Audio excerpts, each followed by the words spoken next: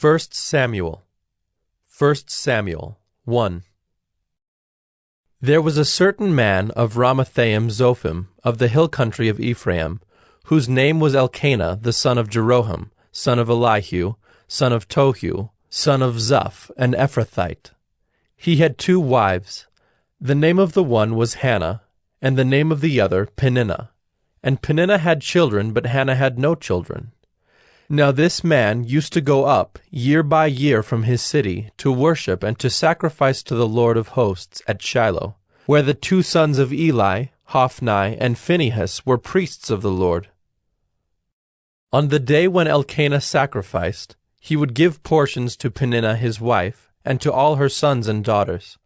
But to Hannah he gave a double portion, because he loved her, though the Lord had closed her womb.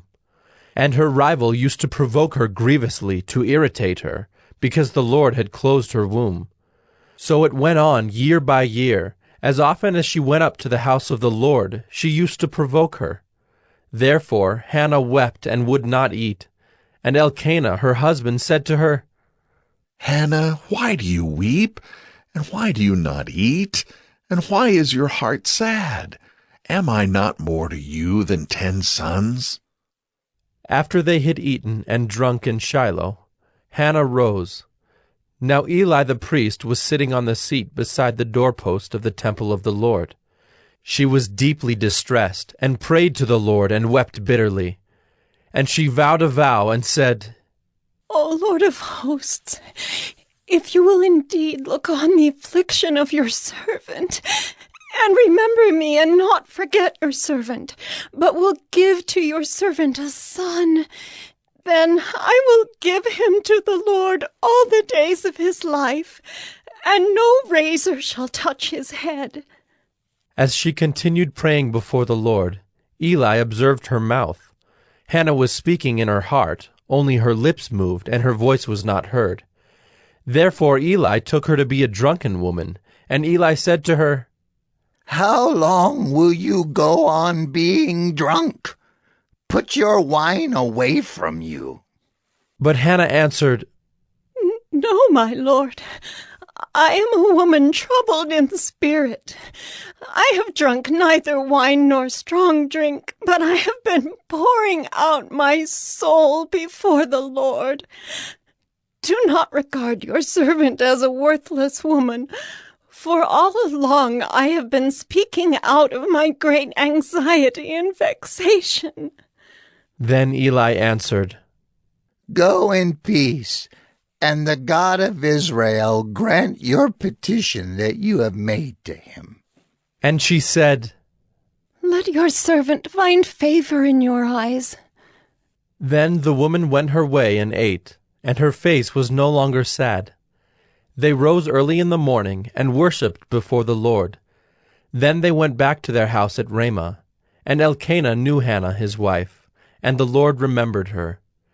And in due time Hannah conceived and bore a son, and she called his name Samuel, for she said, I have asked for him from the Lord. The man Elkanah and all his house went up to offer to the Lord the yearly sacrifice, and to pay his vow. But Hannah did not go up, for she said to her husband, As soon as the child is weaned, I will bring him, so that he may appear in the presence of the Lord, and dwell there forever. Elkanah her husband said to her, Do what seems best to you. Wait until you have weaned him. Only may the Lord establish his word. So the woman remained and nursed her son until she weaned him. And when she had weaned him, she took him up with her, along with a 3-year-old bull, an ephah of flour, and a skin of wine, and she brought him to the house of the Lord at Shiloh. And the child was young. Then they slaughtered the bull, and they brought the child to Eli. And she said, O my lord, as you live, my lord, I am the woman who was standing here in your presence praying to the Lord. For this child I prayed, and the Lord has granted me my petition that I made to him. Therefore I have lent him to the Lord. As long as he lives, he is lent to the Lord. and he worshipped the Lord there.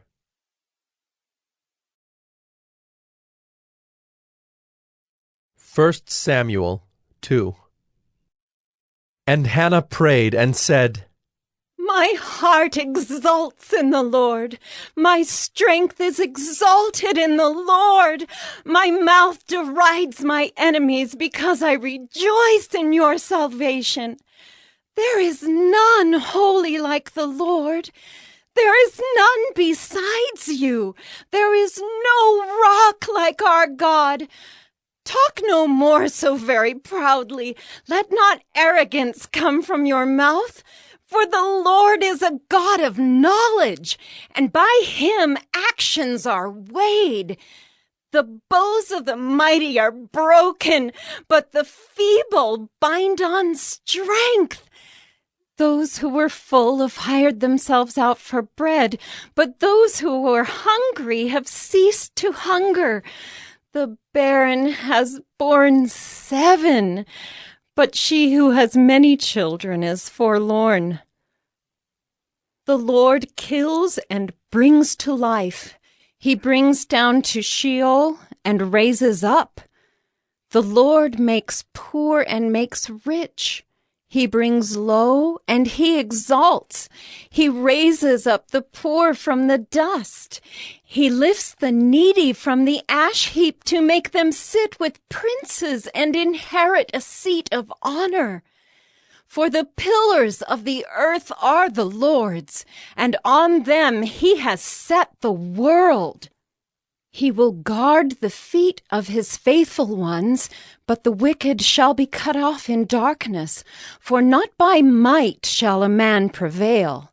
The adversaries of the Lord shall be broken to pieces. Against them he will thunder in heaven. The Lord will judge the ends of the earth.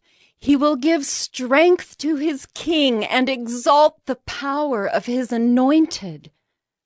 Then Elkanah went home to Ramah, and the boy ministered to the Lord in the presence of Eli the priest.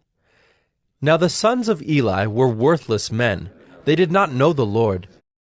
The custom of the priests with the people was that when any man offered sacrifice, the priest's servant would come while the meat was boiling, with a 3-pronged fork in his hand, and he would thrust it into the pan or kettle or cauldron or pot.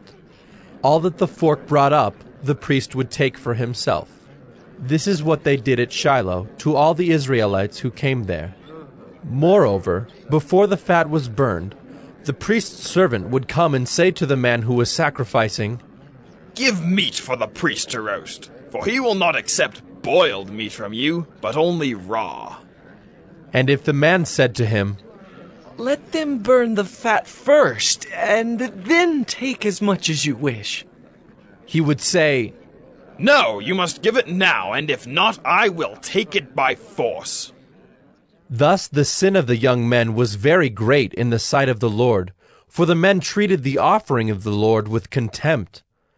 Samuel was ministering before the Lord, a boy clothed with a linen ephod.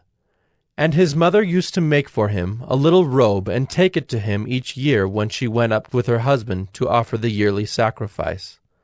Then Eli would bless Elkanah and his wife, and say, May the Lord give you children by this woman, for the petition she asked of the Lord. So then they would return to their home. Indeed, the Lord visited Hannah, and she conceived and bore 3 sons and 2 daughters. And the young man Samuel grew in the presence of the Lord. Now Eli was very old, and he kept hearing all that his sons were doing to all Israel, and how they lay with the women who were serving at the entrance to the tent of meeting. And he said to them, Why do you do such things? For I hear of your evil dealings from all the people. No, my sons, it is no good report that I hear the people of the Lord spreading abroad. If someone sins against a man, God will mediate for him. But if someone sins against the Lord, who can intercede for him? But they would not listen to the voice of their father, for it was the will of the Lord to put them to death. Now the young man Samuel continued to grow both in stature and in favor with the Lord, and also with man. And there came a man of God to Eli, and said to him, Thus the Lord has said, Did I indeed reveal myself to the house of your father when they were in Egypt, subject to the house of Pharaoh?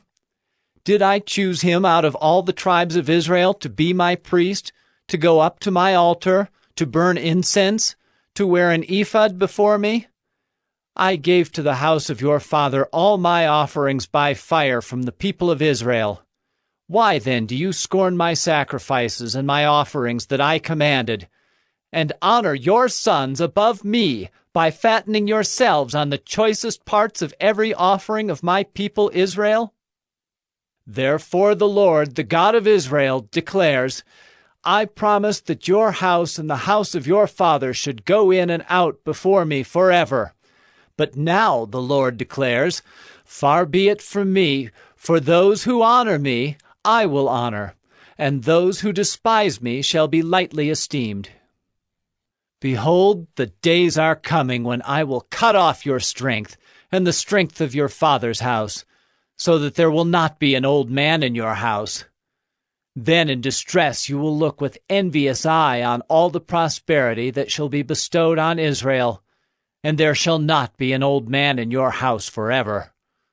The only one of you whom I shall not cut off from my altar shall be spared to weep his eyes out, to grieve his heart, and all the descendants of your house shall die by the sword of men. And this that shall come upon your 2 sons, Hophni and Phinehas, shall be the sign to you. Both of them shall die on the same day. And I will raise up for myself a faithful priest, who shall do according to what is in my heart and in my mind. And I will build him a sure house, and he shall go in and out before my anointed forever. And everyone who is left in your house shall come to implore him for a piece of silver or a loaf of bread, and shall say, Please put me in one of the priest places, that I may eat a morsel of bread.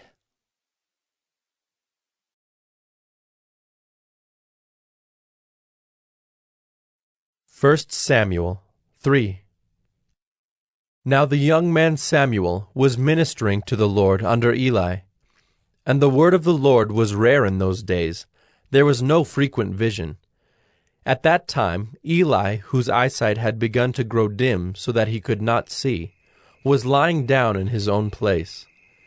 The lamp of God had not yet gone out, and Samuel was lying down in the temple of the Lord, where the ark of God was. Then the Lord called Samuel, and he said, Here I am. And ran to Eli, and said, Here I am, for you called me. But he said, I did not call. Lie down again. So he went and lay down. And the Lord called again, Samuel. And Samuel arose and went to Eli and said, Here I am, for you called me. But he said, I did not call, my son. Lie down again.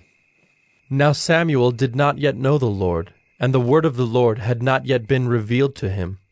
And the Lord called Samuel again the 3rd time. And he arose and went to Eli and said, Here I am, for you called me. Then Eli perceived that the Lord was calling the young man. Therefore Eli said to Samuel, Go, lie down, and if he calls you, you shall say, Speak, Lord, for your servant hears. So Samuel went and lay down in his place. And the Lord came and stood, calling as at other times, Samuel, Samuel. And Samuel said, Speak, for your servant hears.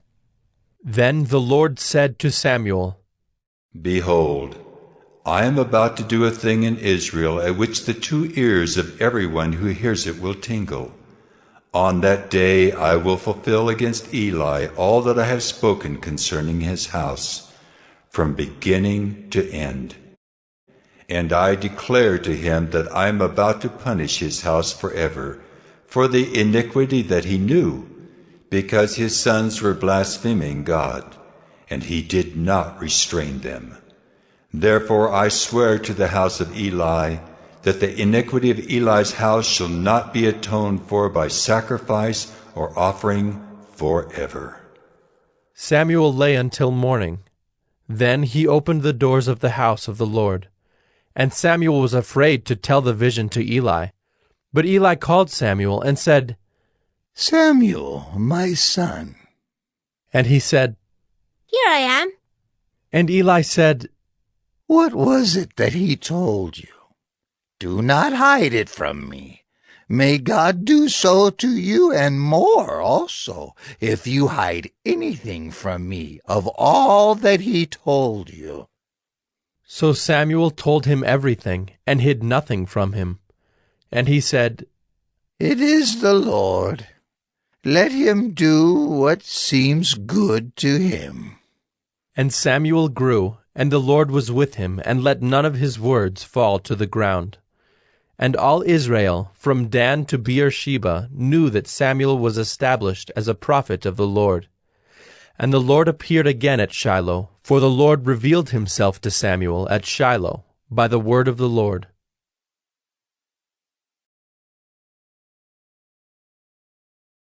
1 Samuel 4. And the word of Samuel came to all Israel. Now Israel went out to battle against the Philistines. They encamped at Ebenezer, and the Philistines encamped at Aphek. The Philistines drew up in line against Israel, and when the battle spread, Israel was defeated by the Philistines, who killed about 4,000 men on the field of battle. And when the troops came to the camp, the elders of Israel said, Why has the Lord defeated us today before the Philistines? Let us bring the ark of the covenant of the Lord here from Shiloh, that it may come among us and save us from the power of our enemies.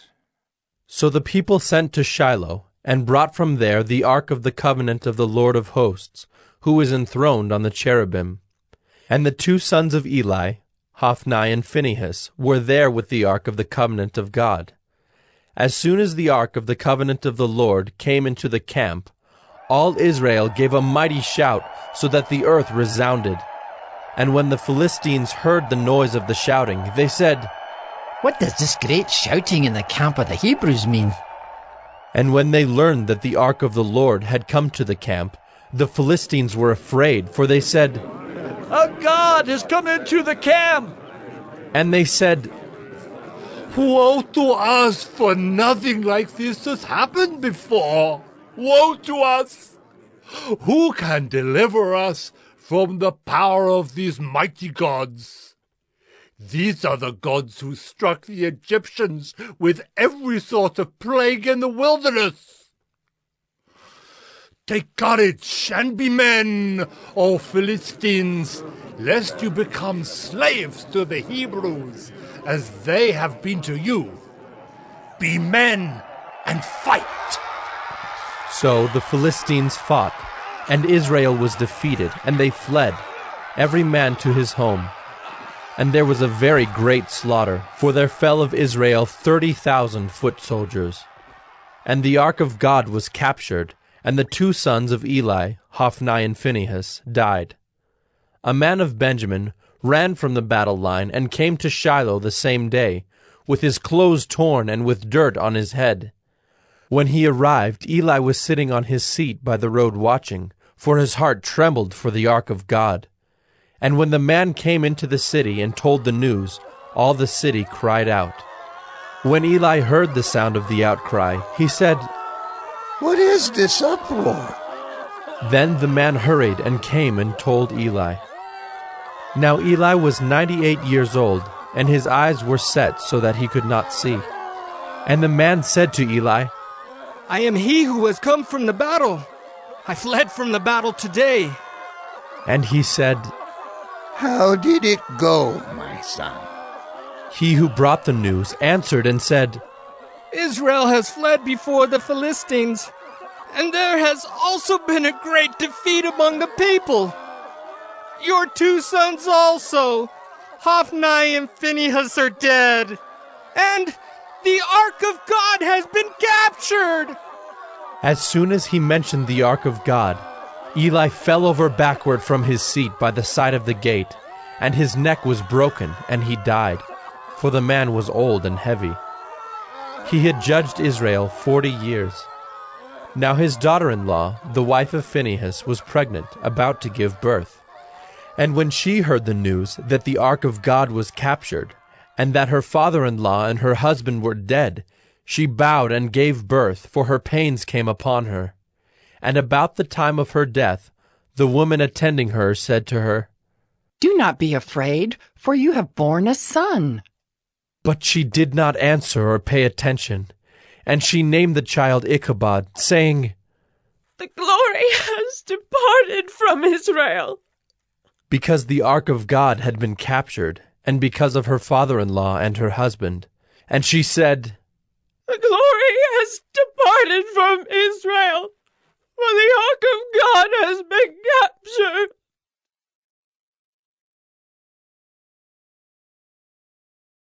First Samuel 5. When the Philistines captured the Ark of God, they brought it from Ebenezer to Ashdod. Then the Philistines took the Ark of God and brought it into the house of Dagon, and set it up beside Dagon. And when the people of Ashdod rose early the next day, behold, Dagon had fallen face downward on the ground before the Ark of the Lord. So they took Dagon and put him back in his place. But when they rose early on the next morning, behold, Dagon had fallen face downward on the ground before the Ark of the Lord, and the head of Dagon and both his hands were lying cut off on the threshold. Only the trunk of Dagon was left to him. This is why the priests of Dagon, and all who enter the house of Dagon, do not tread on the threshold of Dagon in Ashdod to this day. The hand of the Lord was heavy against the people of Ashdod, and he terrified and afflicted them with tumors, both Ashdod and its territory. And when the men of Ashdod saw how things were, they said, "The Ark of the God of Israel must not remain with us, for his hand is hard against us, and against Dagon our God." So they sent and gathered together all the lords of the Philistines, and said, "What shall we do with the Ark of the God of Israel?" They answered, "Let the Ark of the God of Israel be brought around to Gath." So they brought the Ark of the God of Israel there. But after they had brought it around, the hand of the Lord was against the city, causing a very great panic, and he afflicted the men of the city, both young and old, so that tumors broke out on them. So they sent the Ark of God to Ekron. But as soon as the Ark of God came to Ekron, the people of Ekron cried out, "They have brought around to us the Ark of the God of Israel to kill us and our people." They sent, therefore, and gathered together all the lords of the Philistines, and said, "Send away the Ark of the God of Israel, and let it return to its own place, that it may not kill us and our people." For there was a deathly panic throughout the whole city. The hand of God was very heavy there. The men who did not die were struck with tumors, and the cry of the city went up to heaven.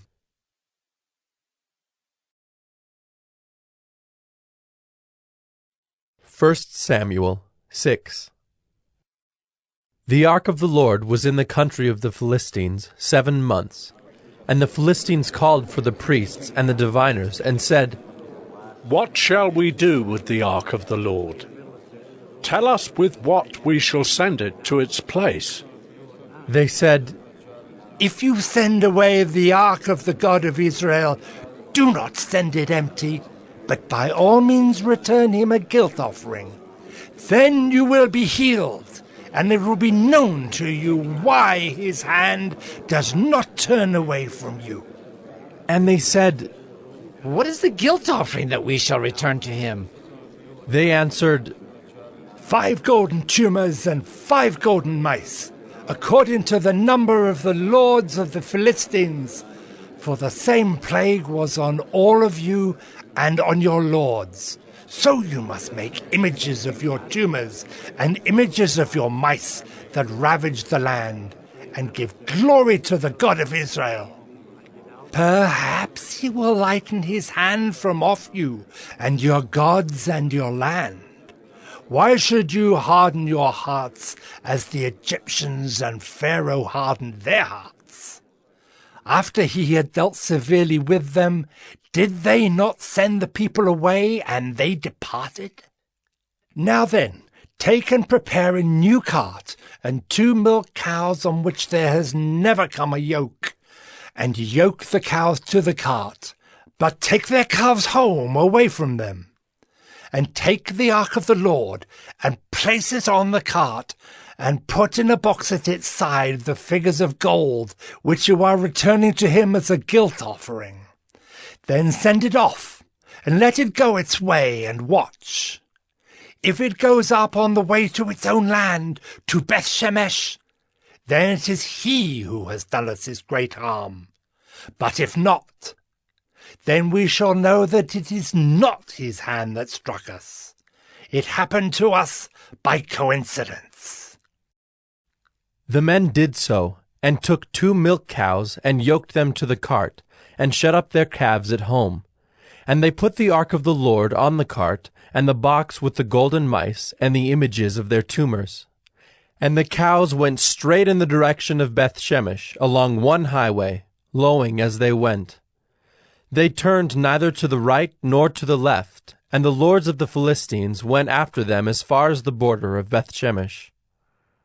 Now the people of Beth Shemesh were reaping their wheat harvest in the valley. And when they lifted up their eyes and saw the ark, they rejoiced to see it. The cart came into the field of Joshua of Beth Shemesh, and stopped there. A great stone was there, and they split up the wood of the cart, and offered the cows as a burnt offering to the Lord. And the Levites took down the ark of the Lord, and the box that was beside it, in which were the golden figures, and set them upon the great stone. And the men of Beth Shemesh offered burnt offerings, and sacrificed sacrifices on that day to the Lord. And when the 5 lords of the Philistines saw it, they returned that day to Ekron. These are the golden tumors that the Philistines returned as a guilt offering to the Lord: 1 for Ashdod, 1 for Gaza, 1 for Ashkelon, 1 for Gath, 1 for Ekron, and the golden mice according to the number of all the cities of the Philistines, belonging to the 5 lords, both fortified cities and unwalled villages. The great stone beside which they set down the ark of the Lord is a witness to this day in the field of Joshua of Beth Shemesh. And he struck some of the men of Beth Shemesh, because they looked upon the ark of the Lord. He struck 70 men of them, and the people mourned because the Lord had struck the people with a great blow. Then the men of Beth Shemesh said, "Who is able to stand before the Lord, this holy God? And to whom shall he go up away from us?" So they sent messengers to the inhabitants of Kiriath-Jearim, saying, "The Philistines have returned the ark of the Lord. Come down and take it up to you."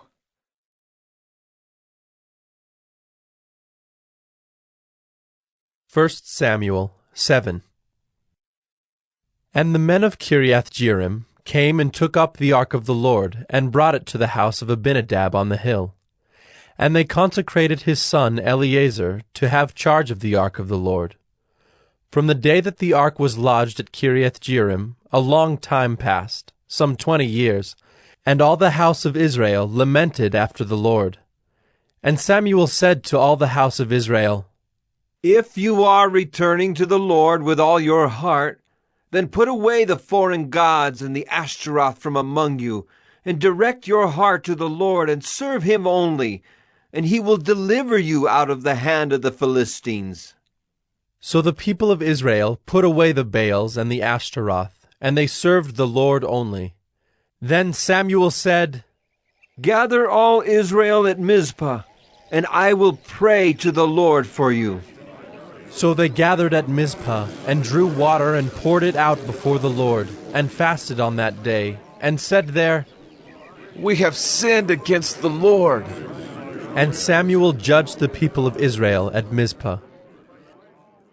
Now when the Philistines heard that the people of Israel had gathered at Mizpah, the lords of the Philistines went up against Israel. And when the people of Israel heard of it, they were afraid of the Philistines. And the people of Israel said to Samuel, "Do not cease to cry out to the Lord our God for us, that he may save us from the hand of the Philistines." So Samuel took a nursing lamb and offered it as a whole burnt offering to the Lord. And Samuel cried out to the Lord for Israel, and the Lord answered him. As Samuel was offering up the burnt offering, the Philistines drew near to attack Israel. But the Lord thundered with a mighty sound that day against the Philistines, and threw them into confusion, and they were routed before Israel. And the men of Israel went out from Mizpah, and pursued the Philistines, and struck them as far as below Bethkar. Then Samuel took a stone, and set it up between Mizpah and Shen, and called its name Ebenezer. For he said, "Till now the Lord has helped us." So the Philistines were subdued, and did not again enter the territory of Israel. And the hand of the Lord was against the Philistines all the days of Samuel. The cities that the Philistines had taken from Israel were restored to Israel, from Ekron to Gath, and Israel delivered their territory from the hand of the Philistines. There was peace also between Israel and the Amorites. Samuel judged Israel all the days of his life, and he went on a circuit year by year to Bethel, Gilgal, and Mizpah, and he judged Israel in all these places. Then he would return to Ramah, for his home was there, and there also he judged Israel. And he built there an altar to the Lord.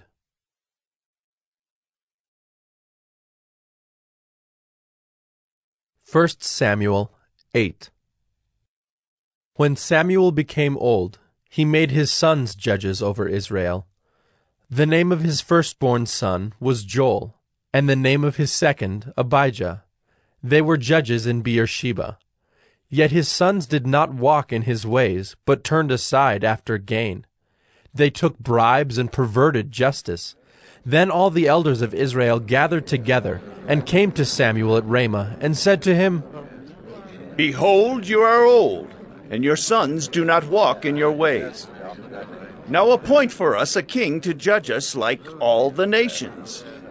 But the thing displeased Samuel when they said, "Give us a king to judge us." And Samuel prayed to the Lord. And the Lord said to Samuel, Obey the voice of the people in all that they say to you, for they have not rejected you, but they have rejected me from being king over them, according to all the deeds that they have done, from the day I brought them up out of Egypt even to this day, forsaking me and serving other gods. So they are also doing to you. Now then obey their voice. Only you shall solemnly warn them and show them the ways of the king who shall reign over them. So Samuel told all the words of the Lord to the people who were asking for a king from him. He said, "These will be the ways of the king who will reign over you. He will take your sons and appoint them to his chariots, and to be his horsemen, and to run before his chariots. And he will appoint for himself commanders of thousands and commanders of 50s, and some to plow his ground and to reap his harvest, and to make his implements of war and the equipment of his chariots. He will take your daughters to be perfumers and cooks and bakers. He will take the best of your fields and vineyards and olive orchards and give them to his servants. He will take the 10th of your grain and of your vineyards and give it to his officers and to his servants. He will take your male servants and female servants and the best of your young men and your donkeys and put them to his work. He will take the 10th of your flocks, and you shall be his slaves. And in that day you will cry out because of your king, whom you have chosen for yourselves, but the Lord will not answer you in that day." But the people refused to obey the voice of Samuel, and they said, No, but there shall be a king over us, that we also may be like all the nations, and that our king may judge us and go out before us and fight our battles. And when Samuel had heard all the words of the people, he repeated them in the ears of the Lord. And the Lord said to Samuel, Obey their voice and make them a king. Samuel then said to the men of Israel, Go, every man to his city.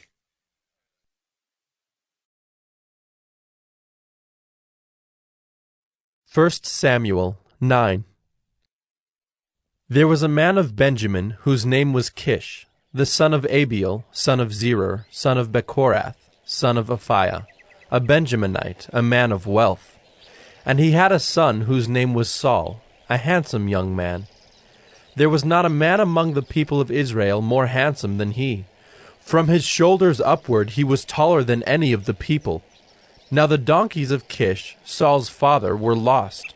So Kish said to Saul his son, Take one of the young men with you, and arise. Go and look for the donkeys. And he passed through the hill country of Ephraim, and passed through the land of Shalisha, but they did not find them. And they passed through the land of Shaalim, but they were not there. Then they passed through the land of Benjamin, but did not find them. When they came to the land of Zuph, Saul said to his servant who was with him, Come, let us go back, lest my father cease to care about the donkeys and become anxious about us. But he said to him, Behold, there is a man of God in this city, and he is a man who is held in honor. All that he says comes true. So now let us go there. Perhaps he can tell us the way we should go. Then Saul said to his servant, But if we go, what can we bring the man? For the bread in our sacks is gone, and there is no present to bring to the man of God. What do we have? The servant answered Saul again, Here, I have with me 1/4 of a shekel of silver, and I will give it to the man of God to tell us our way. Formerly in Israel, when a man went to inquire of God, he said, Come, let us go to the seer, for today's prophet was formerly called a seer. And Saul said to his servant, Well said. Come, let us go. So they went to the city where the man of God was. As they went up the hill to the city, they met young women coming out to draw water, and said to them, Is the seer here? They answered, He is. Behold, he is just ahead of you. Hurry, he has come just now to the city, because the people have a sacrifice today on the high place. As soon as you enter the city, you will find him before he goes up to the high place to eat. For the people will not eat till he comes, since he must bless the sacrifice. Afterward, those who are invited will eat. Now go up, for you will meet him immediately. So they went up to the city. As they were entering the city, they saw Samuel coming out toward them on his way up to the high place. Now the day before Saul came, the Lord had revealed to Samuel, Tomorrow, about this time, I will send to you a man from the land of Benjamin, and you shall anoint him to be prince over my people Israel. He shall save my people from the hand of the Philistines. For I have seen my people, because their cry has come to me. When Samuel saw Saul, the Lord told him, Here is the man of whom I spoke to you. He it is who shall restrain my people. Then Saul approached Samuel in the gate and said, Tell me, where is the house of the seer?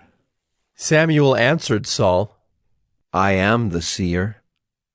Go up before me to the high place. For today you shall eat with me, and in the morning I will let you go and will tell you all that is on your mind. As for your donkeys that were lost 3 days ago, do not set your mind on them, for they have been found. And for whom is all that is desirable in Israel? Is it not for you and for all your father's house? Saul answered, Am I not a Benjaminite, from the least of the tribes of Israel? And is not my clan the humblest of all the clans of the tribe of Benjamin? Why then have you spoken to me in this way? Then Samuel took Saul and his young men, and brought them into the hall, and gave them a place at the head of those who had been invited, who were about 30 persons. And Samuel said to the cook, Bring the portion I gave you, of which I said to you, Put it aside. So the cook took up the leg and what was on it, and set them before Saul. And Samuel said, See, what was kept is set before you. Eat, because it was kept for you until the hour appointed, that you might eat with the guests. So Saul ate with Samuel that day. And when they came down from the high place into the city, a bed was spread for Saul on the roof, and he lay down to sleep. Then at the break of dawn, Samuel called to Saul on the roof, Up, that I may send you on your way. So Saul arose, and both he and Samuel went out into the street. As they were going down to the outskirts of the city, Samuel said to Saul, Tell the servant to pass on before us. And when he has passed on, stop here yourself for a while, that I may make known to you the word of God.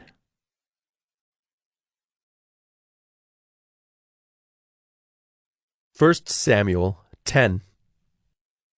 Then Samuel took a flask of oil, and poured it on his head, and kissed him, and said, Has not the Lord anointed you to be prince over his people Israel? And you shall reign over the people of the Lord, and you will save them from the hand of their surrounding enemies. And this shall be the sign to you that the Lord has anointed you to be prince over his heritage. When you depart from me today, you will meet 2 men by Rachel's tomb in the territory of Benjamin at Zelzah, and they will say to you, The donkeys that you went to seek are found, and now your father has ceased to care about the donkeys and is anxious about you, saying, What shall I do about my son? Then you shall go on from there farther and come to the oak of Tabor. 3 men going up to God at Bethel will meet you there, one carrying 3 young goats, another carrying 3 loaves of bread, and another carrying a skin of wine. And they will greet you and give you 2 loaves of bread, which you shall accept from their hand.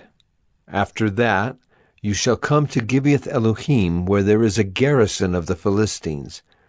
And there, as soon as you come to the city, you will meet a group of prophets coming down from the high place, with harp, tambourine, flute, and lyre before them, prophesying.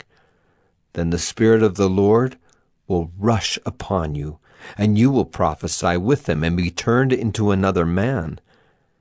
Now when these signs meet you, do what your hand finds to do, for God is with you.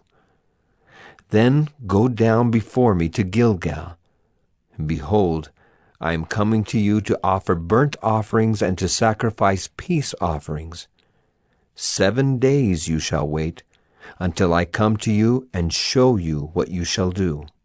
When he turned his back to leave Samuel, God gave him another heart.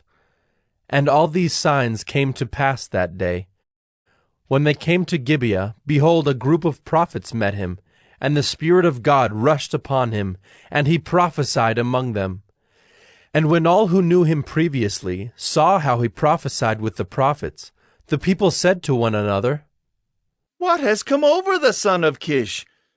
Is Saul also among the prophets? And a man of the place answered, And who is their father? Therefore it became a proverb, Is Saul also among the prophets? When he had finished prophesying, he came to the high place. Saul's uncle said to him and to his servant, Where did you go? And he said, To seek the donkeys. And when we saw they were not to be found, we went to Samuel. And Saul's uncle said, Please tell me what Samuel said to you. And Saul said to his uncle, He told us plainly that the donkeys had been found. But about the matter of the kingdom, of which Samuel had spoken, he did not tell him anything. Now Samuel called the people together to the Lord at Mizpah, and he said to the people of Israel, Thus says the Lord, the God of Israel, I brought up Israel out of Egypt, and I delivered you from the hand of the Egyptians and from the hand of all the kingdoms that were oppressing you. But today you have rejected your God, who saves you from all your calamities and your distresses, and you have said to him, Set a king over us. Now therefore present yourselves before the Lord by your tribes and by your thousands. Then Samuel brought all the tribes of Israel near, and the tribe of Benjamin was taken by lot. He brought the tribe of Benjamin near by its clans, and the clan of the Matrites was taken by lot. And Saul, the son of Kish, was taken by lot. But when they sought him, he could not be found. So they inquired again of the Lord, "Is there a man still to come?" And the Lord said, Behold, he has hidden himself among the baggage. Then they ran and took him from there. And when he stood among the people, he was taller than any of the people, from his shoulders upward. And Samuel said to all the people, Do you see him whom the Lord has chosen?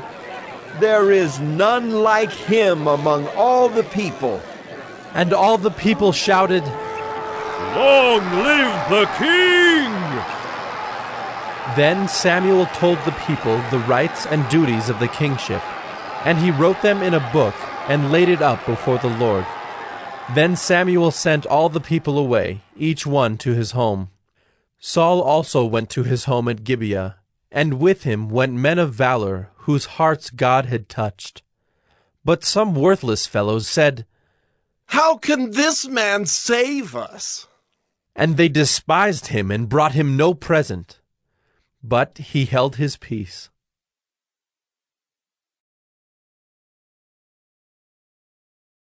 First Samuel 11. Then Nahash the Ammonite went up and besieged Jabesh-Gilead. And all the men of Jabesh said to Nahash, Make a treaty with us, and we will serve you.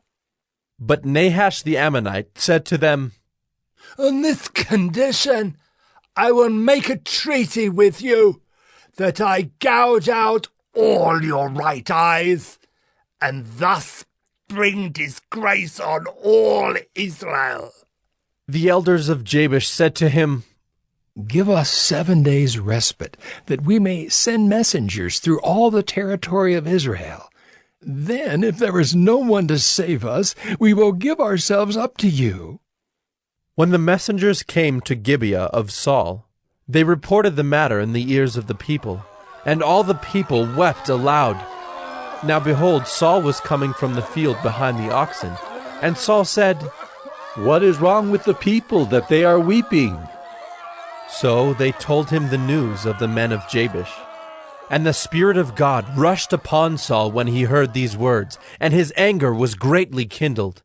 He took a yoke of oxen and cut them in pieces, and sent them throughout all the territory of Israel by the hand of messengers, saying, Whoever does not come out after Saul and Samuel, so shall it be done to his oxen.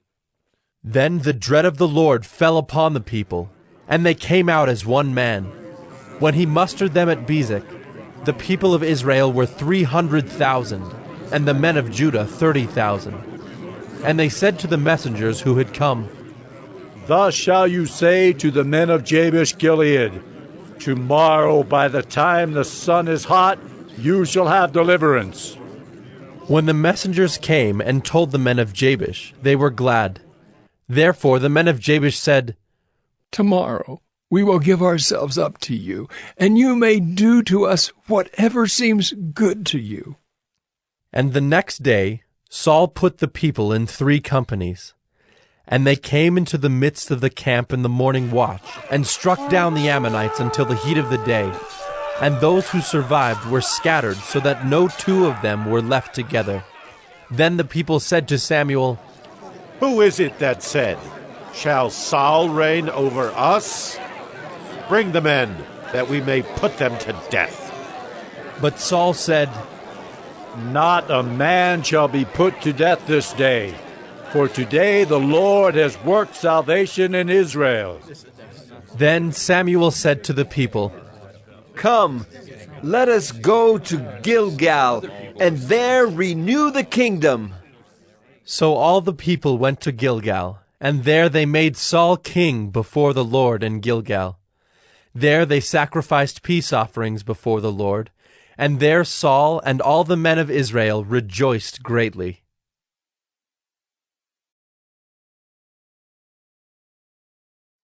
1 Samuel 12.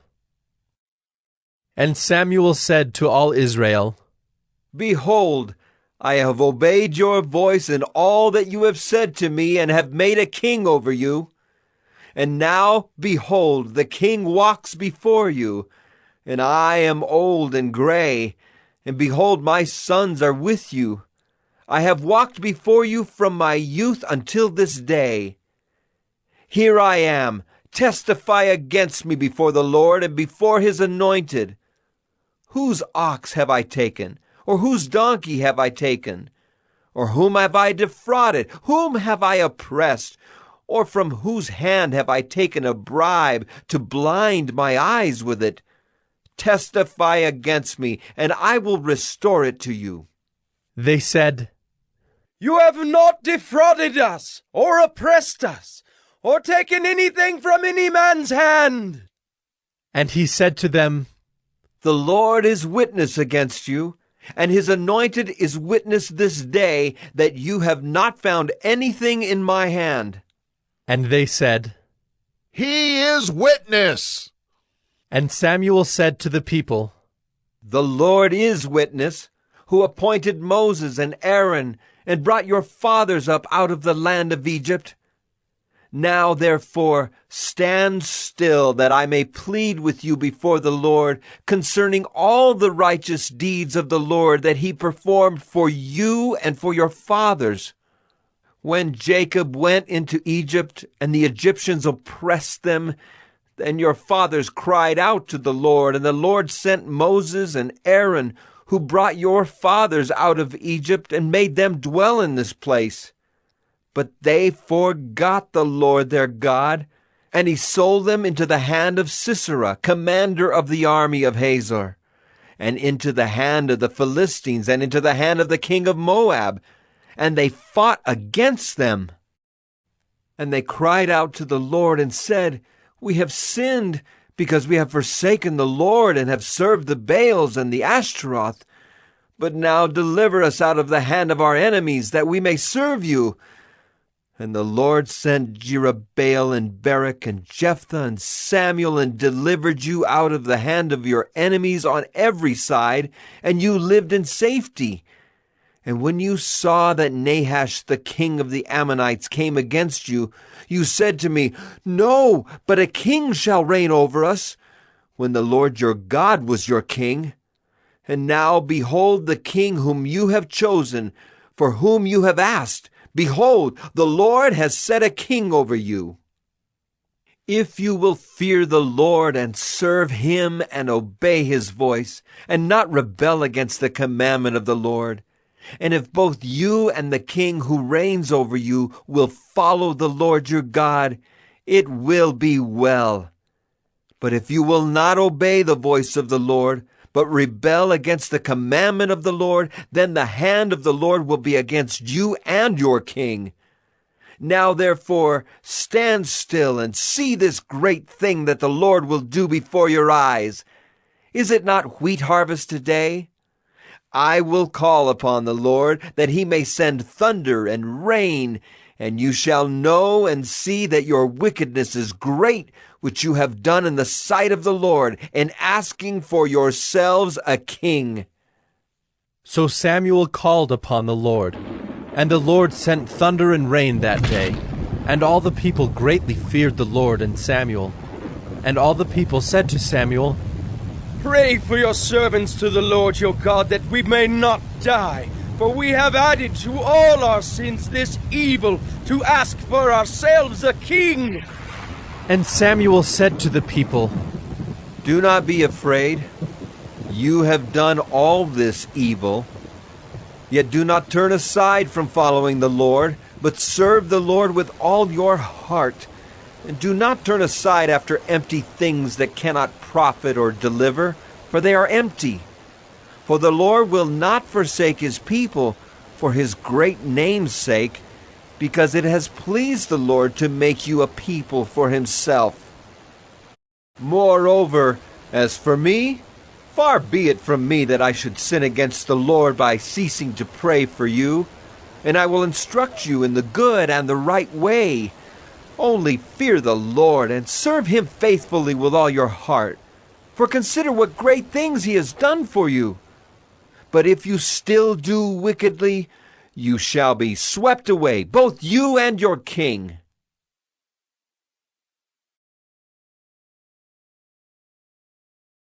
First Samuel 13. Saul was years old when he began to reign, and he reigned 2 years over Israel. Saul chose 3,000 men of Israel. 2,000 were with Saul in Michmash and the hill country of Bethel, and 1,000 were with Jonathan in Gibeah of Benjamin. The rest of the people he sent home, every man to his tent. Jonathan defeated the garrison of the Philistines that was at Geba, and the Philistines heard of it. And Saul blew the trumpet throughout all the land, saying, "Let the Hebrews hear!"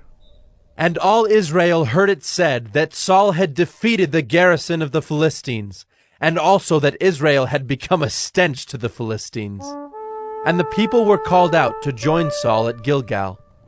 And the Philistines mustered to fight with Israel 30,000 chariots and 6,000 horsemen and troops, like the sand on the seashore in multitude.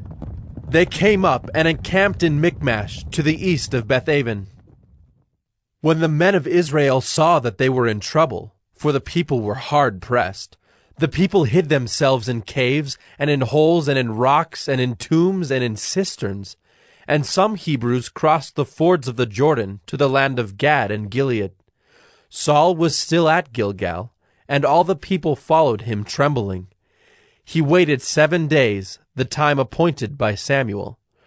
But Samuel did not come to Gilgal, and the people were scattering from him.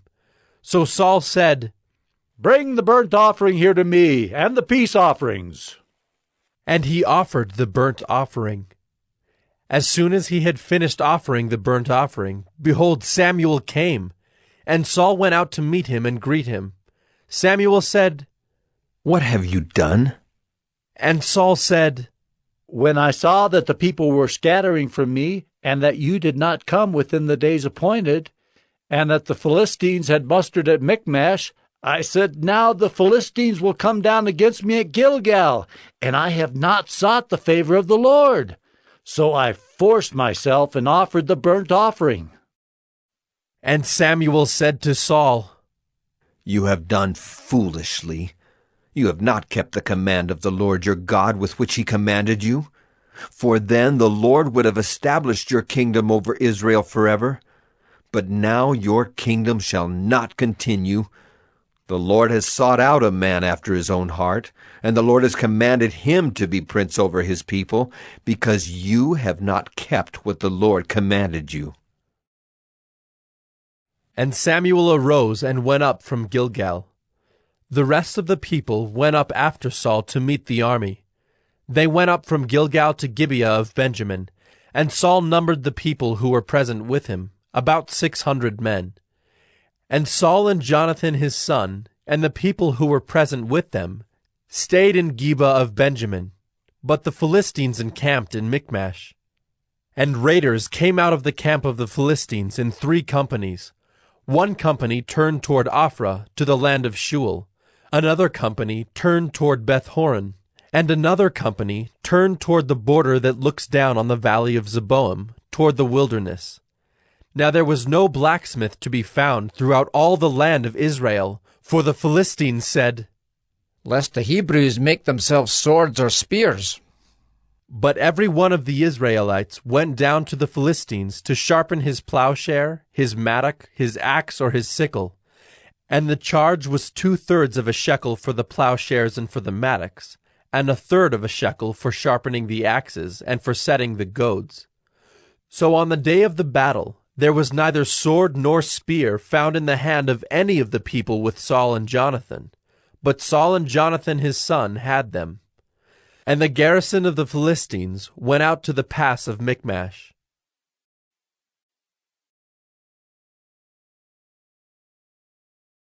First Samuel 14.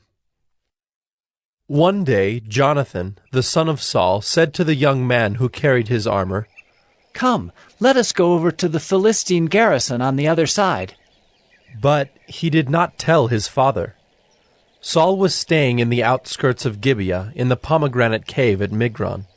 The people who were with him were about 600 men, including Ahijah the son of Ahitub, Ichabod's brother, son of Phinehas, son of Eli, the priest of the Lord in Shiloh, wearing an ephod.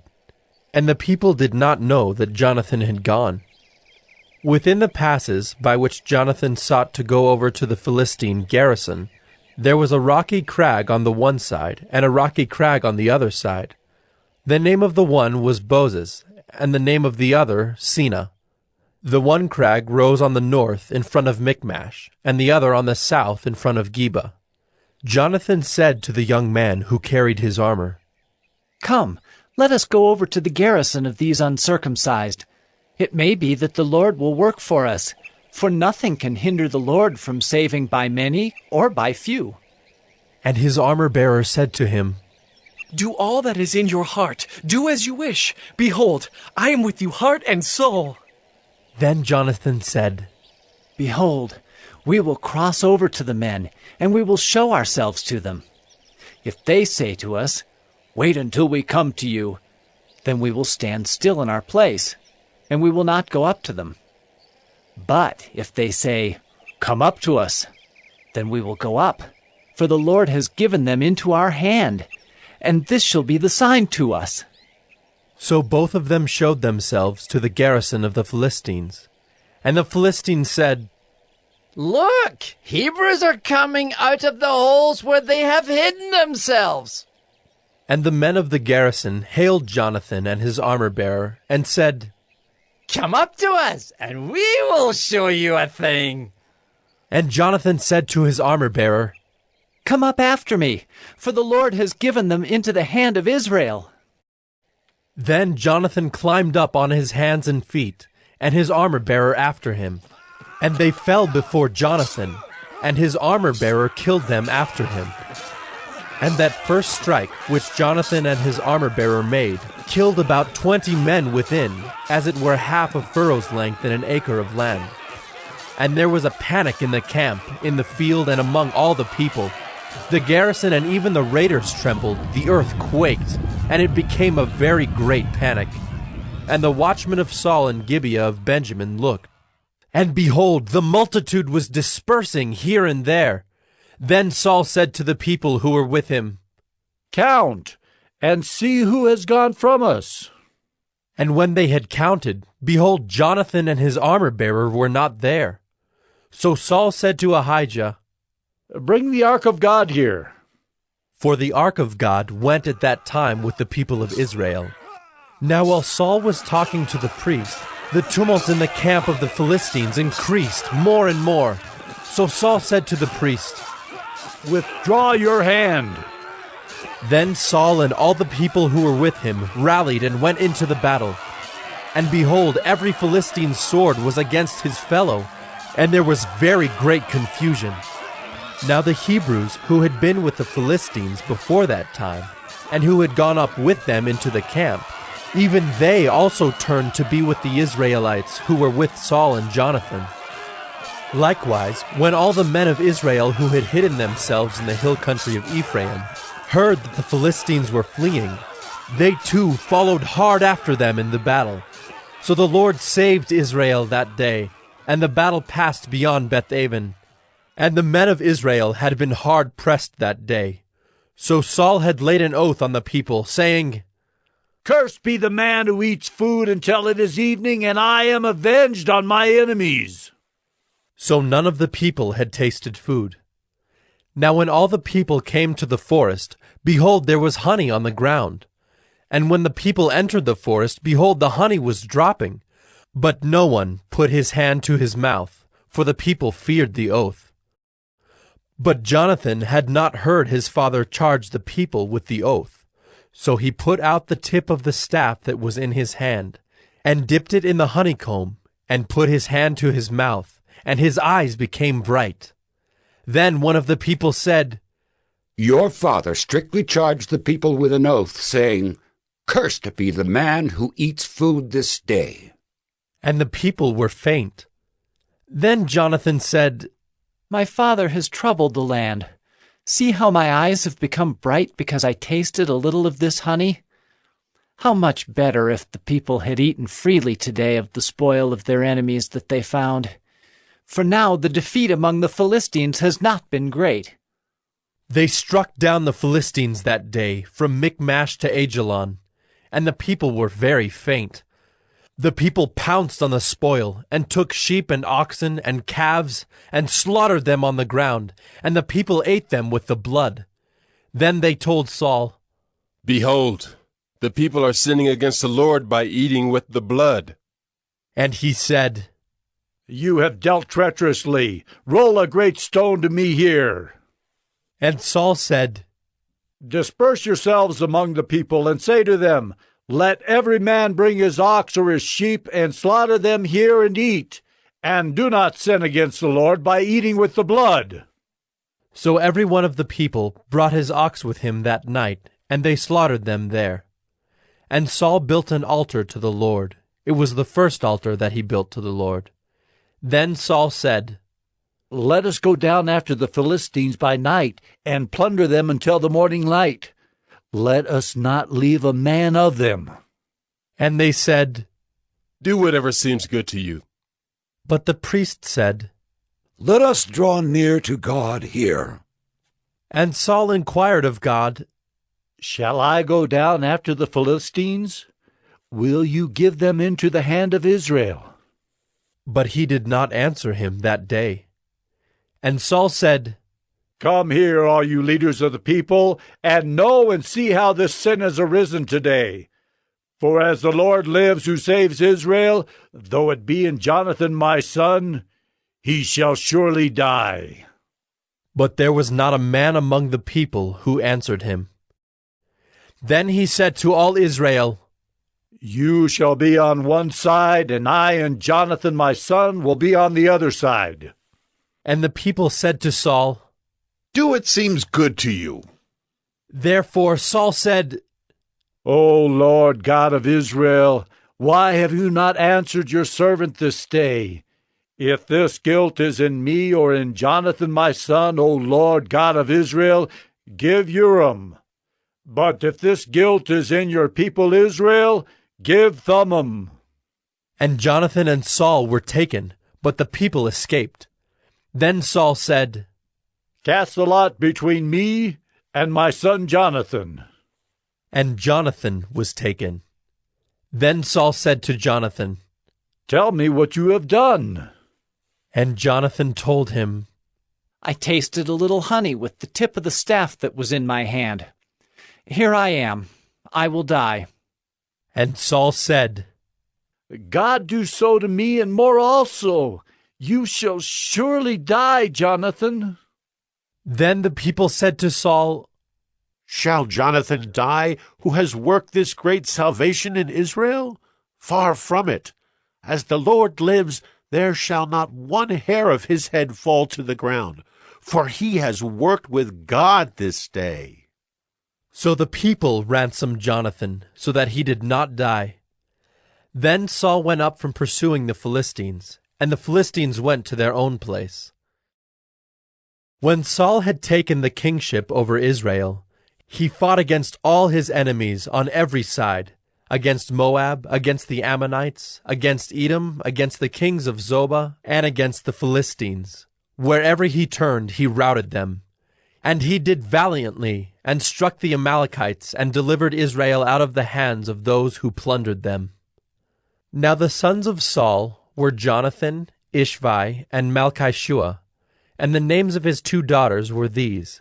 The name of the firstborn was Merab, and the name of the younger, Michal. And the name of Saul's wife was Ahinoam, the daughter of Ahimaaz. And the name of the commander of his army was Abner, the son of Ner, Saul's uncle. Kish was the father of Saul, and Ner, the father of Abner, was the son of Abiel. There was hard fighting against the Philistines all the days of Saul. And when Saul saw any strong man, or any valiant man, he attached him to himself.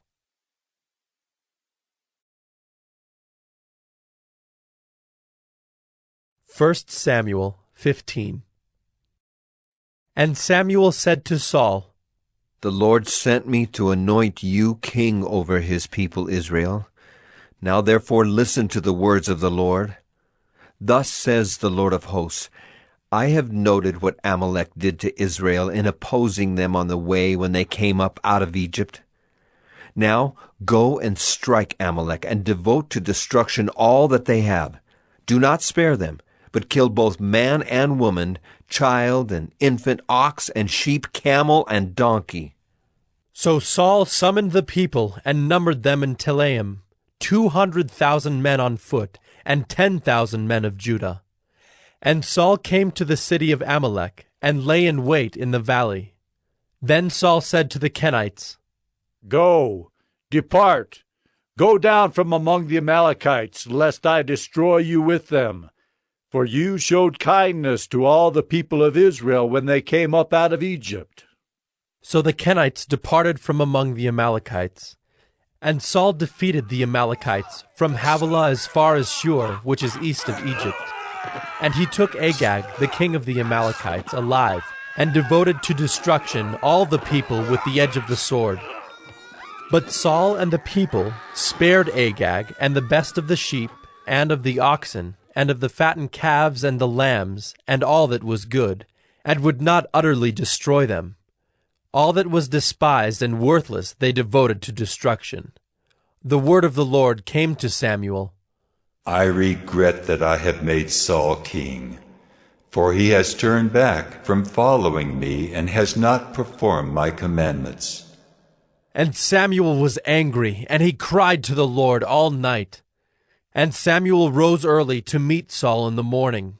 And it was told Samuel, Saul came to Carmel, and behold, he set up a monument for himself, and turned and passed on, and went down to Gilgal. And Samuel came to Saul, and Saul said to him, Blessed be you to the Lord. I have performed the commandment of the Lord. And Samuel said, What then is this bleating of the sheep in my ears, and the lowing of the oxen that I hear? Saul said, They have brought them from the Amalekites, for the people spared the best of the sheep and of the oxen to sacrifice to the Lord your God, and the rest we have devoted to destruction. Then Samuel said to Saul, Stop. I will tell you what the Lord said to me this night. And he said to him, Speak. And Samuel said, Though you are little in your own eyes, are you not the head of the tribes of Israel? The Lord anointed you king over Israel. And the Lord sent you on a mission and said, Go, devote to destruction the sinners, the Amalekites, and fight against them until they are consumed. Why then did you not obey the voice of the Lord? Why did you pounce on the spoil and do what was evil in the sight of the Lord? And Saul said to Samuel, I have obeyed the voice of the Lord. I have gone on the mission on which the Lord sent me. I have brought Agag, the king of Amalek, and I have devoted the Amalekites to destruction. But the people took of the spoil sheep and oxen, the best of the things devoted to destruction, to sacrifice to the Lord your God in Gilgal. And Samuel said, Has the Lord as great delight in burnt offerings and sacrifices as in obeying the voice of the Lord? Behold, to obey is better than sacrifice, and to listen than the fat of rams. For rebellion is as the sin of divination, and presumption is as iniquity and idolatry. Because you have rejected the word of the Lord, he has also rejected you from being king. Saul said to Samuel, I have sinned, for I have transgressed the commandment of the Lord in your words, because I feared the people and obeyed their voice. Now therefore, please, pardon my sin and return with me, that I may worship the Lord. And Samuel said to Saul, I will not return with you, for you have rejected the word of the Lord, and the Lord has rejected you from being king over Israel. As Samuel turned to go away, Saul seized the skirt of his robe, and it tore. And Samuel said to him, The Lord has torn the kingdom of Israel from you this day, and has given it to a neighbor of yours who is better than you. And also the glory of Israel will not lie or have regret, for he is not a man that he should have regret. Then he said, I have sinned. Yet honor me now before the elders of my people and before Israel, and return with me that I may bow before the Lord your God. So Samuel turned back after Saul, and Saul bowed before the Lord. Then Samuel said, Bring here to me Agag, the king of the Amalekites. And Agag came to him cheerfully. Agag said, Surely the bitterness of death is past. And Samuel said, As your sword has made women childless, so shall your mother be childless among women. And Samuel hacked Agag to pieces before the Lord in Gilgal. Then Samuel went to Ramah, and Saul went up to his house in Gibeah of Saul. And Samuel did not see Saul again until the day of his death.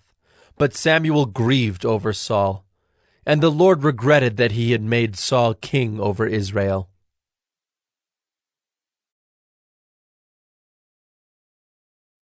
1 Samuel 16.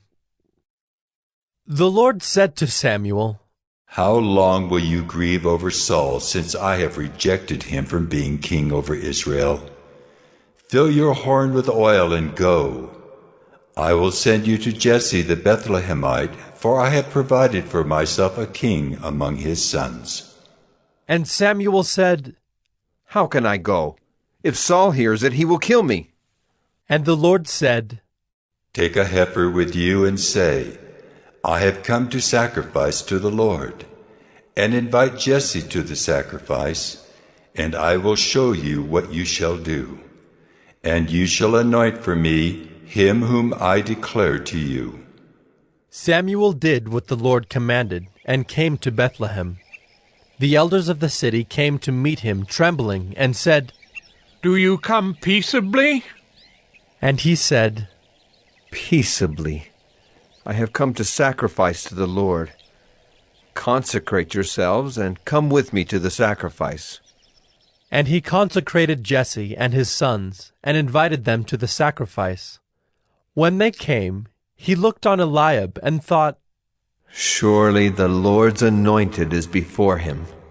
But the Lord said to Samuel, Do not look on his appearance, or on the height of his stature, because I have rejected him.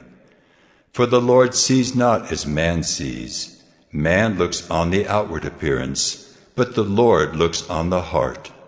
Then Jesse called Abinadab, and made him pass before Samuel.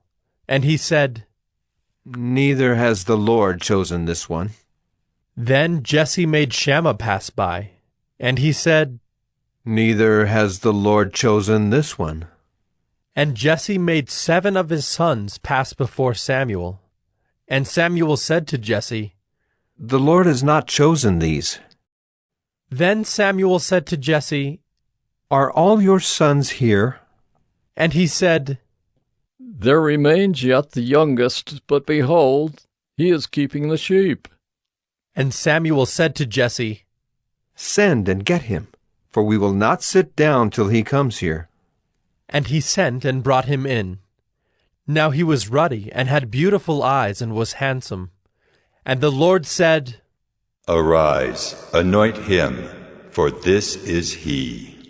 Then Samuel took the horn of oil, and anointed him in the midst of his brothers.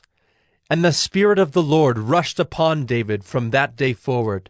And Samuel rose up and went to Ramah. Now the Spirit of the Lord departed from Saul, and a harmful spirit from the Lord tormented him. And Saul's servants said to him, Behold now, a harmful spirit from God is tormenting you. Let our Lord now command your servants who are before you to seek out a man who is skillful in playing the lyre. And when the harmful spirit from God is upon you, he will play it, and you will be well. So Saul said to his servants, Provide for me a man who can play well, and bring him to me. One of the young men answered, Behold, I have seen a son of Jesse the Bethlehemite, who is skillful in playing, a man of valor, a man of war, prudent in speech, and a man of good presence, and the Lord is with him. Therefore Saul sent messengers to Jesse, and said, Send me David your son, who is with the sheep. And Jesse took a donkey laden with bread and a skin of wine and a young goat, and sent them by David his son to Saul. And David came to Saul and entered his service. And Saul loved him greatly, and he became his armor-bearer. And Saul sent to Jesse, saying, Let David remain in my service, for he has found favor in my sight.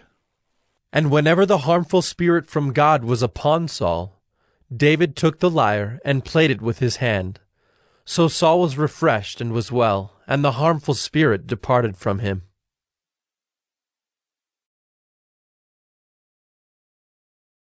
1 Samuel 17.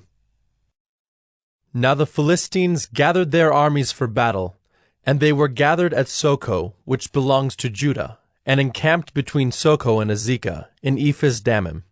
And Saul and the men of Israel were gathered and encamped in the valley of Elah, and drew up in line of battle against the Philistines. And the Philistines stood on the mountain on the one side, and Israel stood on the mountain on the other side, with a valley between them. And there came out from the camp of the Philistines a champion named Goliath of Gath, whose height was 6 cubits and a span. He had a helmet of bronze on his head, and he was armed with a coat of mail, and the weight of the coat was 5,000 shekels of bronze. And he had bronze armor on his legs, and a javelin of bronze slung between his shoulders. The shaft of his spear was like a weaver's beam, and his spear's head weighed 600 shekels of iron. And his shield-bearer went before him. He stood and shouted to the ranks of Israel, Why have you come down to draw up for battle? Am I not a Philistine? And are you not servants of Saul? Choose a man for yourselves, and let him come down to me. If he is able to fight with me and kill me, then we will be your servants. But if I prevail against him and kill him, then you shall be our servants and serve us. And the Philistine said, I defy the ranks of Israel this day. Give me a man, that we may fight together. When Saul and all Israel heard these words of the Philistine, they were dismayed and greatly afraid. Now David was the son of an Ephrathite of Bethlehem in Judah, named Jesse, who had 8 sons. In the days of Saul, the man was already old and advanced in years. The 3 oldest sons of Jesse had followed Saul to the battle, and the names of his 3 sons who went to the battle were Eliab, the firstborn, and next to him Abinadab, and the third Shammah. David was the youngest. The 3 eldest followed Saul, but David went back and forth from Saul to feed his father's sheep at Bethlehem. For 40 days the Philistine came forward and took his stand, morning and evening. And Jesse said to David his son, Take for your brothers an ephah of this parched grain and these 10 loaves, and carry them quickly to the camp to your brothers. Also take these 10 cheeses to the commander of their 1,000. See if your brothers are well, and bring some token from them. Now Saul and they and all the men of Israel were in the valley of Elah, fighting with the Philistines. And David rose early in the morning, and left the sheep with a keeper, and took the provisions, and went, as Jesse had commanded him. And he came to the encampment as the host was going out to the battle line, shouting the war cry.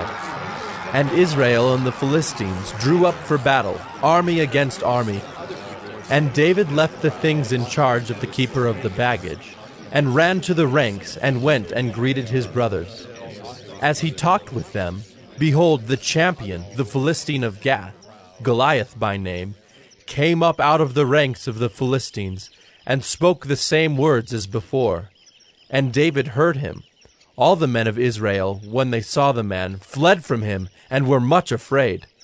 And the men of Israel said, "Have you seen this man who has come up? Surely he has come up to defy Israel. And the king will enrich the man who kills him with great riches, and will give him his daughter, and make his father's house free in Israel." And David said to the men who stood by him, "What shall be done for the man who kills this Philistine, and takes away the reproach from Israel? For who is this uncircumcised Philistine, that he should defy the armies of the living God?" And the people answered him in the same way, "So shall it be done to the man who kills him." Now Eliab, his eldest brother, heard when he spoke to the men. And Eliab's anger was kindled against David, and he said, "Why have you come down? And with whom have you left those few sheep in the wilderness? I know your presumption and the evil of your heart, for you have come down to see the battle." And David said, "What have I done now? Was it not but a word?" And he turned away from him toward another, and spoke in the same way, and the people answered him again as before. When the words that David spoke were heard, they repeated them before Saul, and he sent for him. And David said to Saul, "Let no man's heart fail because of him. Your servant will go and fight with this Philistine." And Saul said to David, "You are not able to go against this Philistine to fight with him, for you are but a youth, and he has been a man of war from his youth." But David said to Saul, "Your servant used to keep sheep for his father. And when there came a lion or a bear and took a lamb from the flock, I went after him and struck him and delivered it out of his mouth. And if he arose against me, I caught him by his beard and struck him and killed him.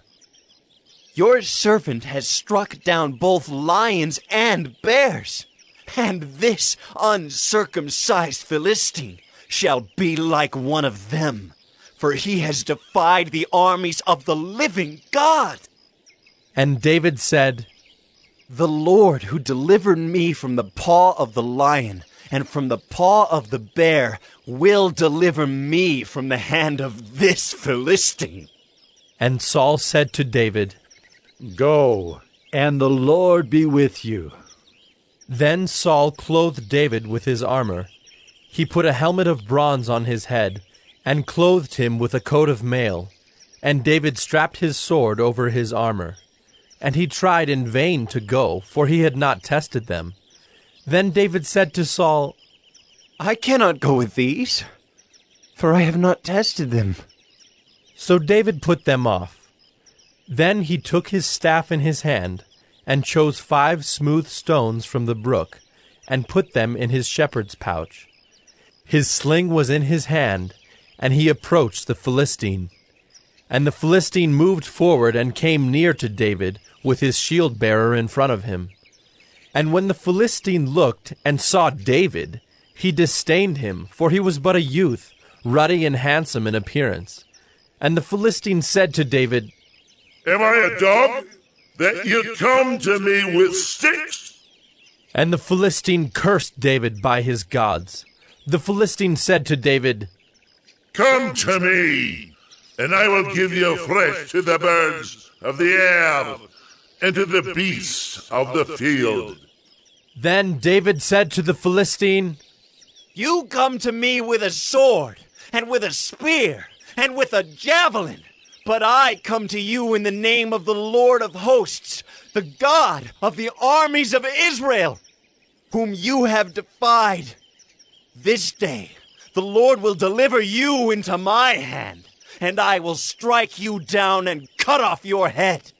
And I will give the dead bodies of the host of the Philistines this day to the birds of the air and to the wild beasts of the earth, that all the earth may know that there is a God in Israel, and that all this assembly may know that the Lord saves not with sword and spear, For the battle is the Lord's, and he will give you into our hand.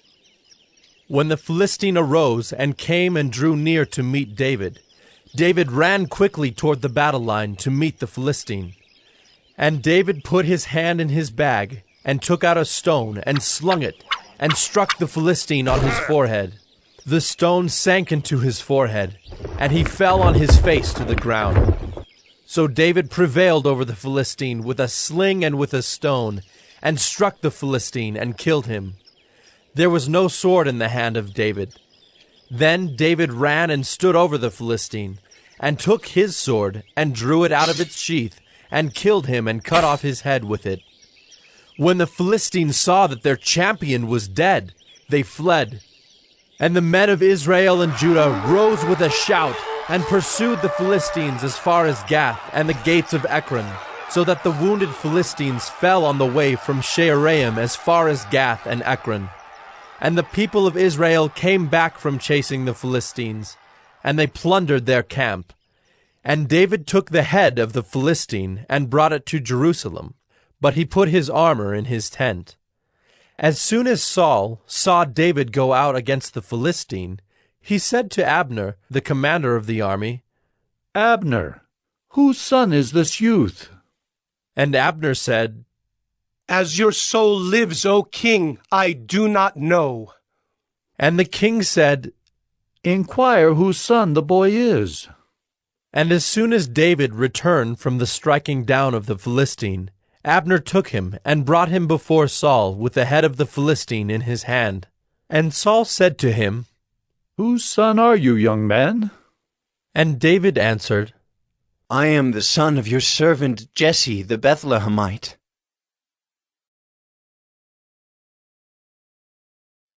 1 Samuel 18. As soon as he had finished speaking to Saul, the soul of Jonathan was knit to the soul of David, and Jonathan loved him as his own soul. And Saul took him that day, and would not let him return to his father's house. Then Jonathan made a covenant with David, because he loved him as his own soul. And Jonathan stripped himself of the robe that was on him, and gave it to David, and his armor, and even his sword, and his bow, and his belt. And David went out, and was successful wherever Saul sent him, so that Saul set him over the men of war. And this was good in the sight of all the people, and also in the sight of Saul's servants.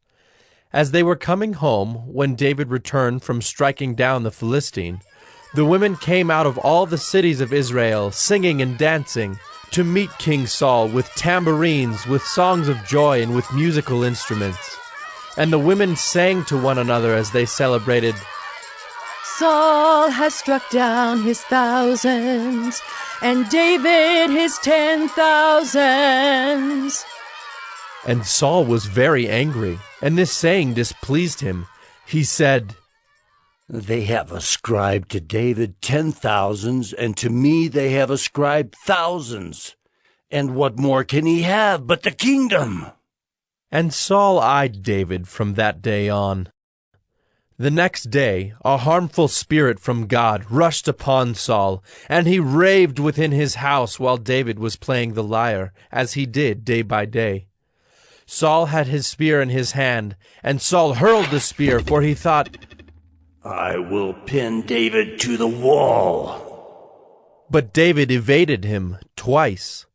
Saul was afraid of David, because the Lord was with him, but had departed from Saul. So Saul removed him from his presence, and made him a commander of 1,000. And he went out and came in before the people. And David had success in all his undertakings, for the Lord was with him. And when Saul saw that he had great success, he stood in fearful awe of him. But all Israel and Judah loved David, for he went out and came in before them. Then Saul said to David, Here is my elder daughter Merab. I will give her to you for a wife. Only be valiant for me and fight the Lord's battles. For Saul thought, Let not my hand be against him, but let the hand of the Philistines be against him. And David said to Saul, Who am I, And who are my relatives, my father's clan in Israel, that I should be son-in-law to the king?" But at the time when Merab, Saul's daughter, should have been given to David, she was given to Adriel the Maholathite for a wife. Now Saul's daughter Michal loved David, and they told Saul, and the thing pleased him. Saul thought, "Let me give her to him, that she may be a snare for him, and that the hand of the Philistines may be against him." Therefore Saul said to David a second time, "You shall now be my son-in-law." And Saul commanded his servants, "Speak to David in private, and say, 'Behold, the king has delight in you, and all his servants love you. Now then, become the king's son-in-law.'" And Saul's servants spoke those words in the ears of David. And David said, "Does it seem to you a little thing to become the king's son-in-law, since I am a poor man and have no reputation?" And the servants of Saul told him, thus and so did David speak. Then Saul said, "Thus shall you say to David, 'The king desires no bride price, except 100 foreskins of the Philistines, that he may be avenged of the king's enemies.'" Now Saul thought to make David fall by the hand of the Philistines. And when his servants told David these words, it pleased David well to be the king's son-in-law. Before the time had expired, David arose and went, along with his men, and killed 200 of the Philistines. And David brought their foreskins, which were given in full number to the king, that he might become the king's son-in-law. And Saul gave him his daughter Michal for a wife. But when Saul saw and knew that the Lord was with David, and that Michal, Saul's daughter, loved him, Saul was even more afraid of David. So Saul was David's enemy continually. Then the princes of the Philistines came out to battle, and as often as they came out, David had more success than all the servants of Saul, so that his name was highly esteemed.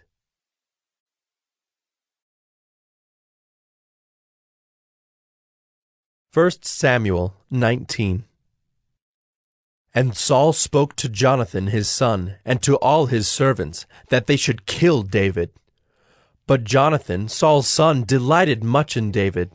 And Jonathan told David, "Saul, my father, seeks to kill you. Therefore be on your guard in the morning. Stay in a secret place and hide yourself. And I will go out and stand beside my father in the field where you are. And I will speak to my father about you.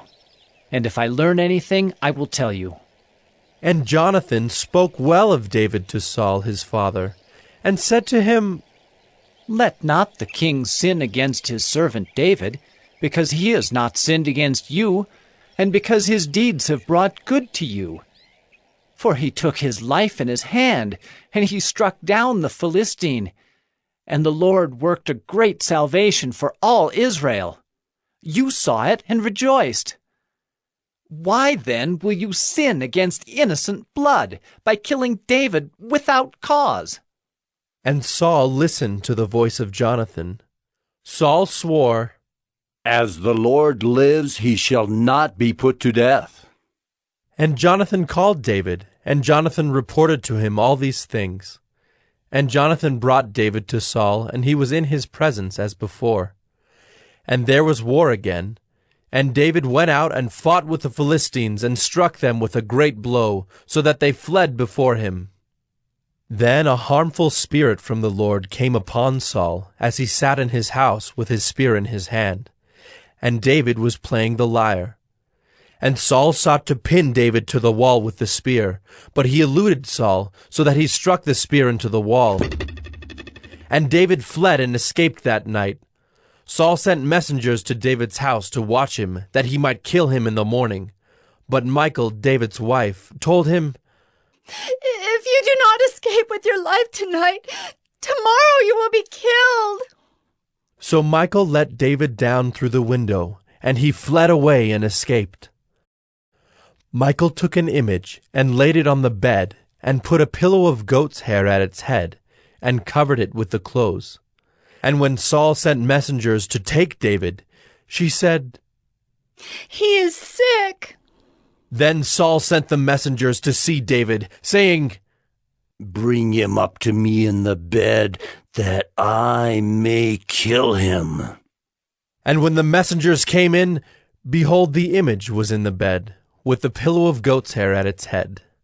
Saul said to Michal, "Why have you deceived me thus, and let my enemy go, so that he has escaped?"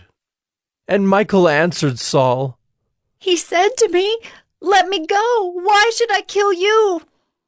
Now David fled and escaped, and he came to Samuel at Ramah, and told him all that Saul had done to him.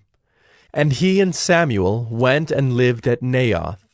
And it was told Saul, "Behold, David is at Naioth in Ramah." Then Saul sent messengers to take David.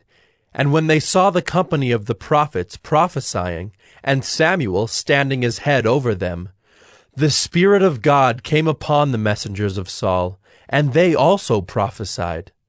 When it was told Saul, he sent other messengers, and they also prophesied. And Saul sent messengers again, the third time, and they also prophesied. Then he himself went to Ramah, and came to the great well that is in Secu, and he asked, "Where are Samuel and David?" And one said, "Behold, they are at Naioth in Ramah." And he went there to Naioth in Ramah, and the Spirit of God came upon him also. And as he went, he prophesied until he came to Naioth in Ramah. And he too stripped off his clothes, and he too prophesied before Samuel, and lay naked all that day and all that night. Thus it is said, "Is Saul also among the prophets?"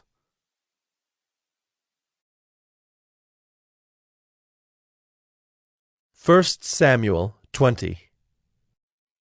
Then David fled from Naioth in Ramah, and came and said before Jonathan, "What have I done? What is my guilt? And what is my sin before your father, that he seeks my life?" And he said to him, "Far from it. You shall not die. Behold, my father does nothing, either great or small, without disclosing it to me.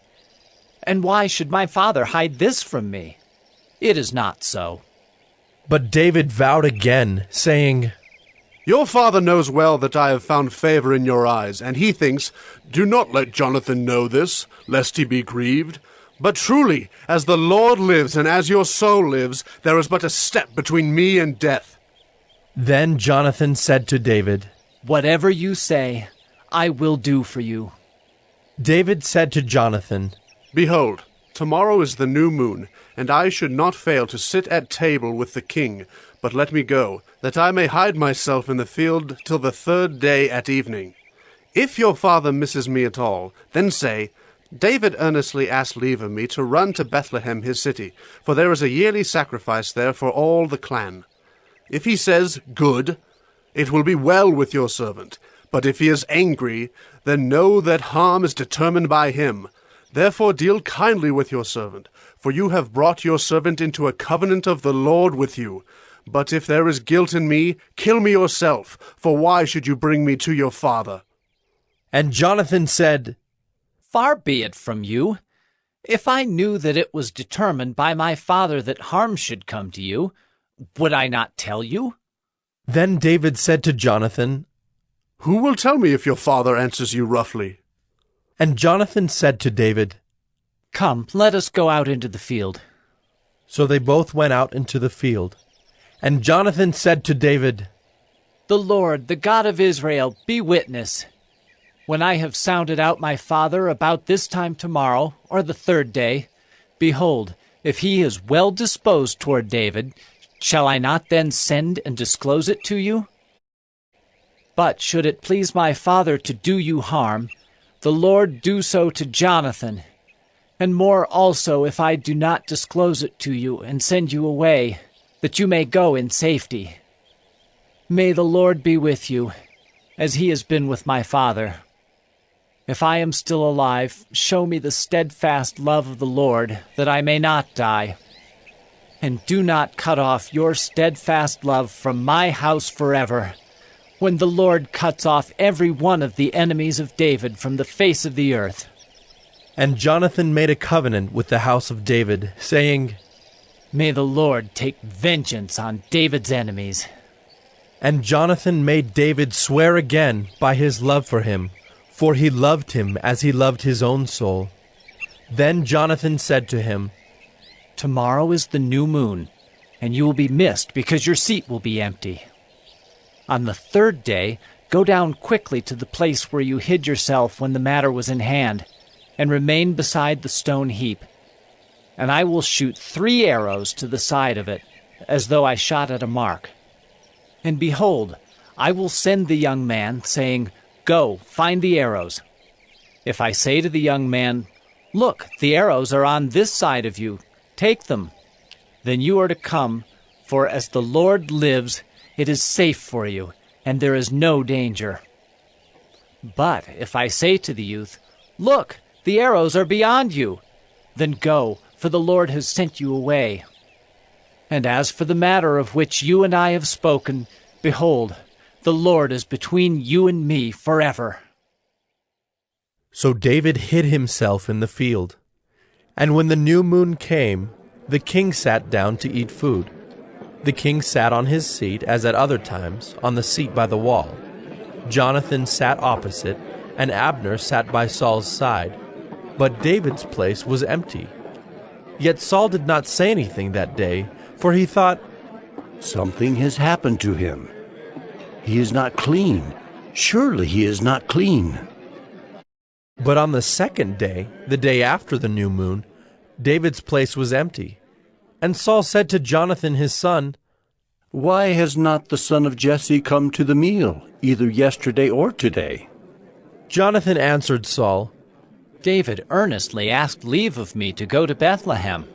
He said, 'Let me go, for our clan holds a sacrifice in the city, and my brother has commanded me to be there.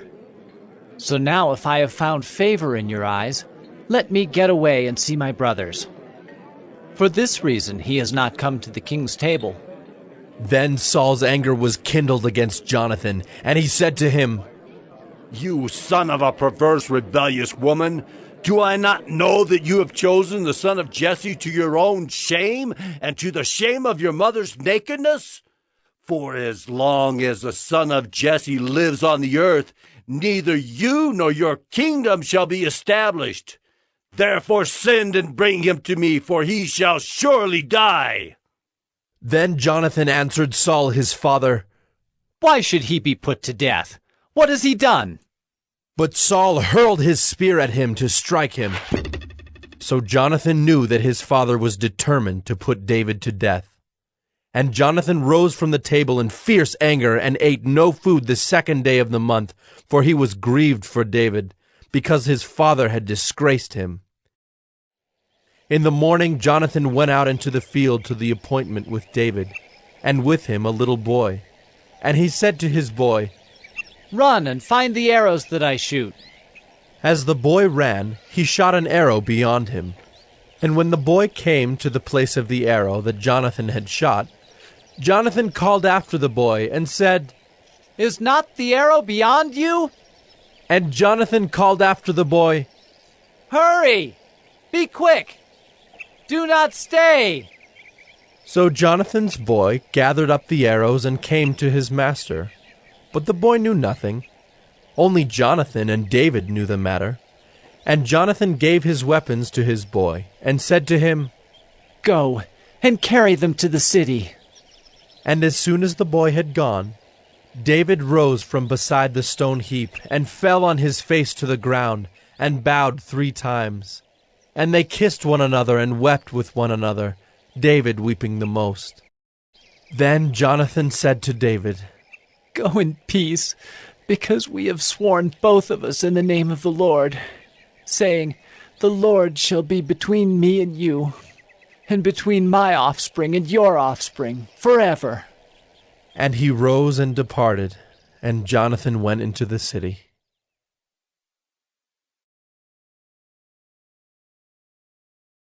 1 Samuel 21. Then David came to Nob, to Ahimelech the priest. And Ahimelech came to meet David trembling, and said to him, Why are you alone, and no one with you? And David said to Ahimelech the priest, The king has charged me with a matter and said to me, Let no one know anything of the matter about which I send you, and with which I have charged you. I have made an appointment with the young men for such and such a place. Now then, what do you have on hand? Give me 5 loaves of bread, or whatever is here. And the priest answered David, I have no common bread on hand, but there is holy bread, if the young men have kept themselves from women. And David answered the priest, Truly women have been kept from us as always when I go on an expedition. The vessels of the young men are holy even when it is an ordinary journey. How much more today will their vessels be holy?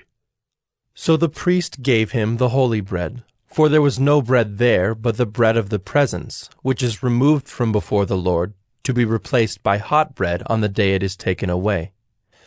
Now a certain man of the servants of Saul was there that day, detained before the Lord. His name was Doeg the Edomite, the chief of Saul's herdsmen.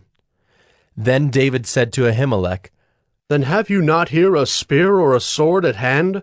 For I have brought neither my sword nor my weapons with me, because the king's business required haste.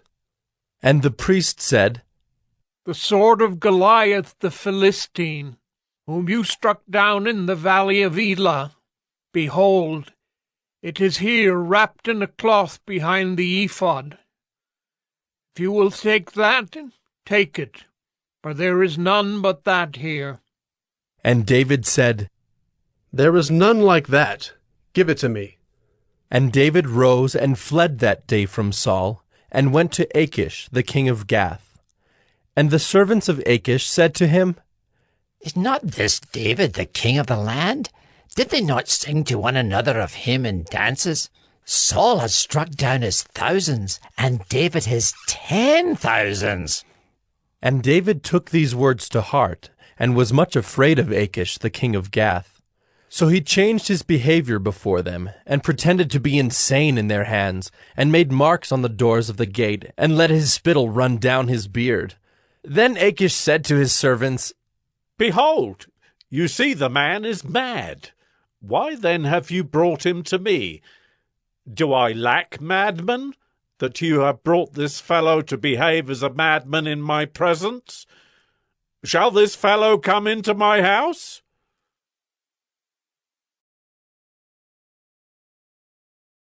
First Samuel 22. David departed from there, and escaped to the cave of Adullam. And when his brothers and all his father's house heard it, they went down there to him.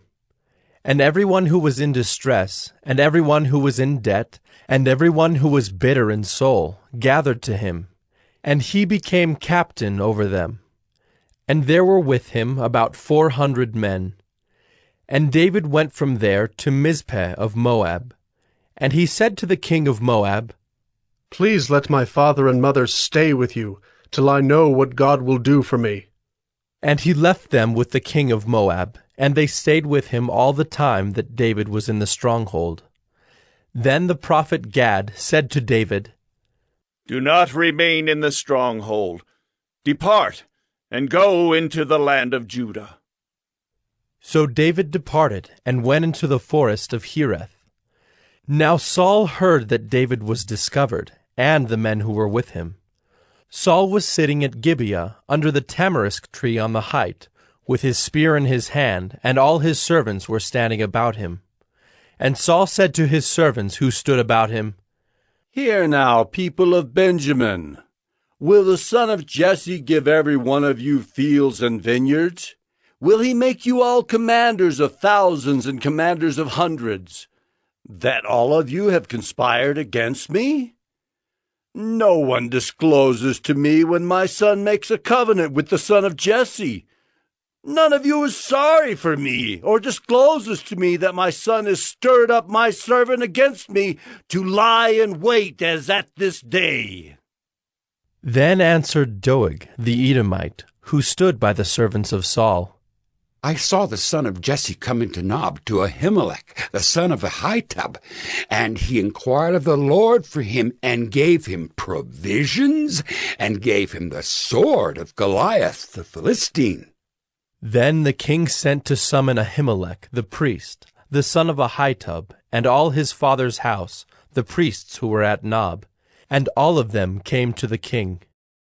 And Saul said, Hear now, son of Ahitub.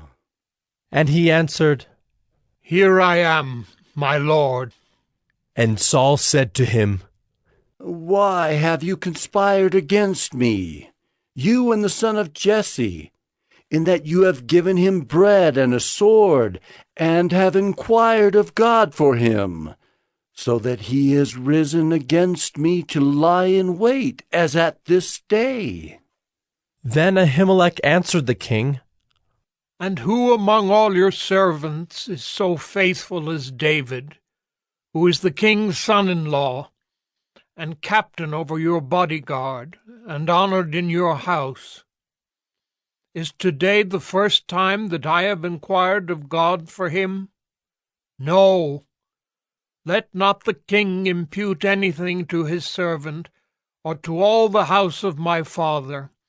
For your servant has known nothing of all this, much or little. And the king said, You shall surely die, Ahimelech, you and all your father's house. And the king said to the guard who stood about him, Turn and kill the priests of the Lord, because their hand also is with David, and they knew that he fled and did not disclose it to me. But the servants of the king would not put out their hand to strike the priests of the Lord. Then the king said to Doeg, You, turn and strike the priests. And Doeg the Edomite turned and struck down the priests, and he killed on that day 85 persons who wore the linen ephod. And Nob, the city of the priests, he put to the sword, both man and woman, child and infant, ox, donkey, and sheep he put to the sword. But one of the sons of Ahimelech, the son of Ahitub, named Abiathar, escaped and fled after David. And Abiathar told David that Saul had killed the priests of the Lord.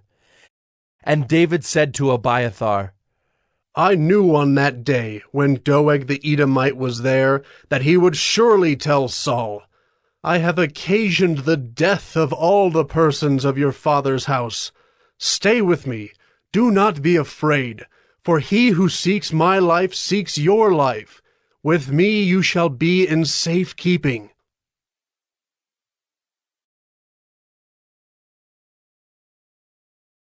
First Samuel 23.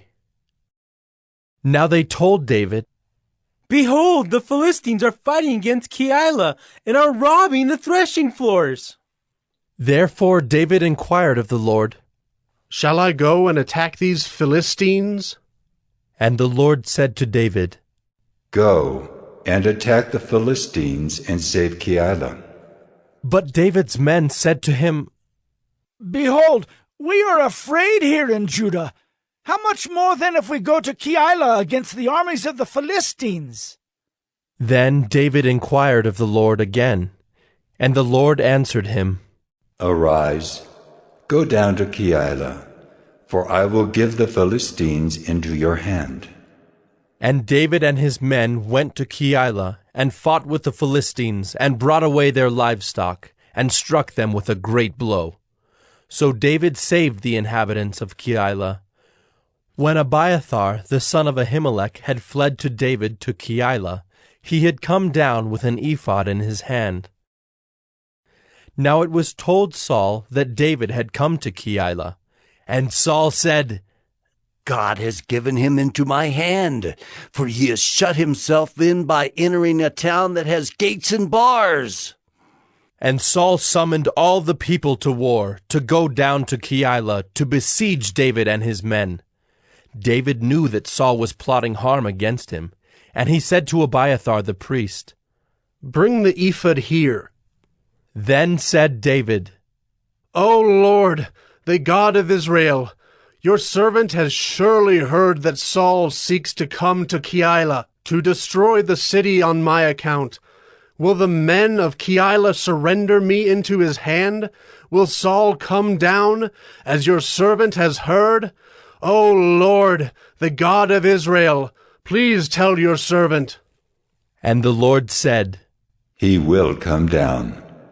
Then David said, Will the men of Keilah surrender me and my men into the hand of Saul? And the Lord said, They will surrender you. Then David and his men, who were about 600, arose and departed from Keilah, and they went wherever they could go. When Saul was told that David had escaped from Keilah, he gave up the expedition. And David remained in the strongholds in the wilderness, in the hill country of the wilderness of Ziph. And Saul sought him every day, but God did not give him into his hand. David saw that Saul had come out to seek his life. David was in the wilderness of Ziph at Horesh, and Jonathan, Saul's son, rose and went to David at Horesh, and strengthened his hand in God.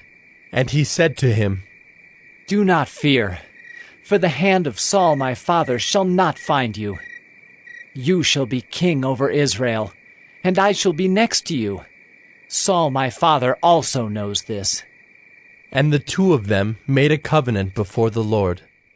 David remained at Horesh, and Jonathan went home. Then the Ziphites went up to Saul at Gibeah, saying, Is not David hiding among us in the strongholds at Horesh, on the hill of Hakeilah, which is south of Jeshimon? Now come down, O king, according to all your heart's desire to come down, and our part shall be to surrender him into the king's hand. And Saul said, May you be blessed by the Lord, for you have had compassion on me. Go, make yet more sure. Know and see the place where his foot is, and who has seen him there, for it is told me that he is very cunning. See therefore and take note of all the lurking places where he hides, and come back to me with sure information. Then I will go with you. And if he is in the land, I will search him out among all the thousands of Judah. And they arose and went to Ziph, ahead of Saul. Now David and his men were in the wilderness of Maon, in the Arabah to the south of Jeshimon. And Saul and his men went to seek him, and David was told. So he went down to the rock and lived in the wilderness of Maon. And when Saul heard that, he pursued after David in the wilderness of Maon. Saul went on one side of the mountain, and David and his men on the other side of the mountain. And David was hurrying to get away from Saul. As Saul and his men were closing in on David and his men to capture them, a messenger came to Saul, saying, Hurry and come, for the Philistines have made a raid against the land. So Saul returned from pursuing after David, and went against the Philistines. Therefore that place was called the Rock of Escape. And David went up from there, and lived in the strongholds of En-gedi.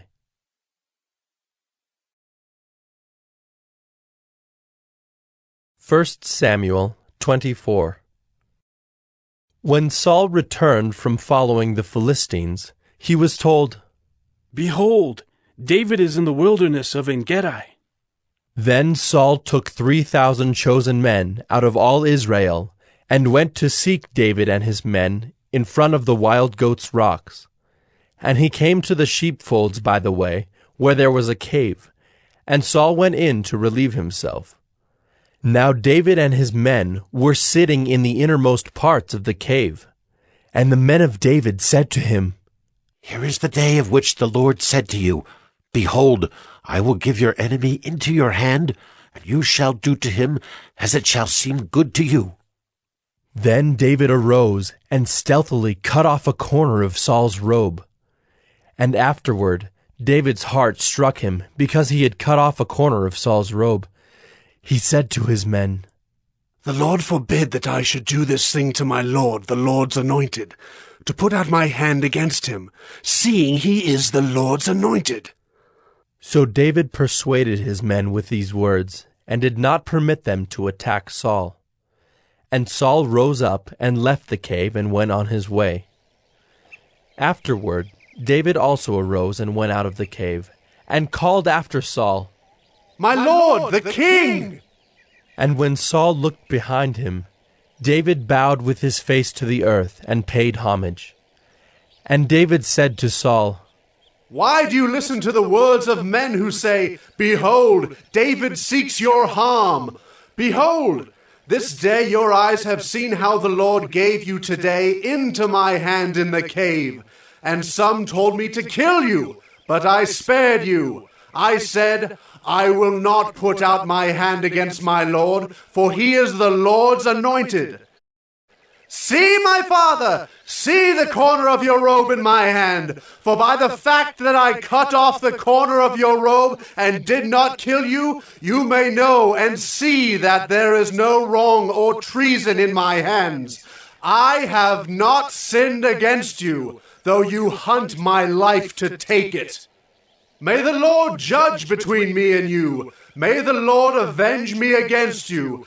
But my hand shall not be against you. As the proverb of the ancients says, 'Out of the wicked comes wickedness.' But my hand shall not be against you. After whom has the king of Israel come out? After whom do you pursue? After a dead dog? After a flea? May the Lord therefore be judge and give sentence between me and you, and see to it, and plead my cause, and deliver me from your hand." As soon as David had finished speaking these words to Saul, Saul said, "Is this your voice, my son David?" And Saul lifted up his voice and wept. He said to David, "You are more righteous than I, for you have repaid me good, whereas I have repaid you evil. And you have declared this day how you have dealt well with me, in that you did not kill me when the Lord put me into your hands.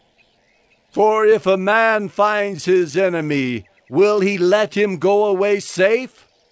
So may the Lord reward you with good for what you have done to me this day. And now, behold, I know that you shall surely be king, and that the kingdom of Israel shall be established in your hand. Swear to me, therefore, by the Lord, that you will not cut off my offspring after me, and that you will not destroy my name out of my father's house." And David swore this to Saul. Then Saul went home, but David and his men went up to the stronghold.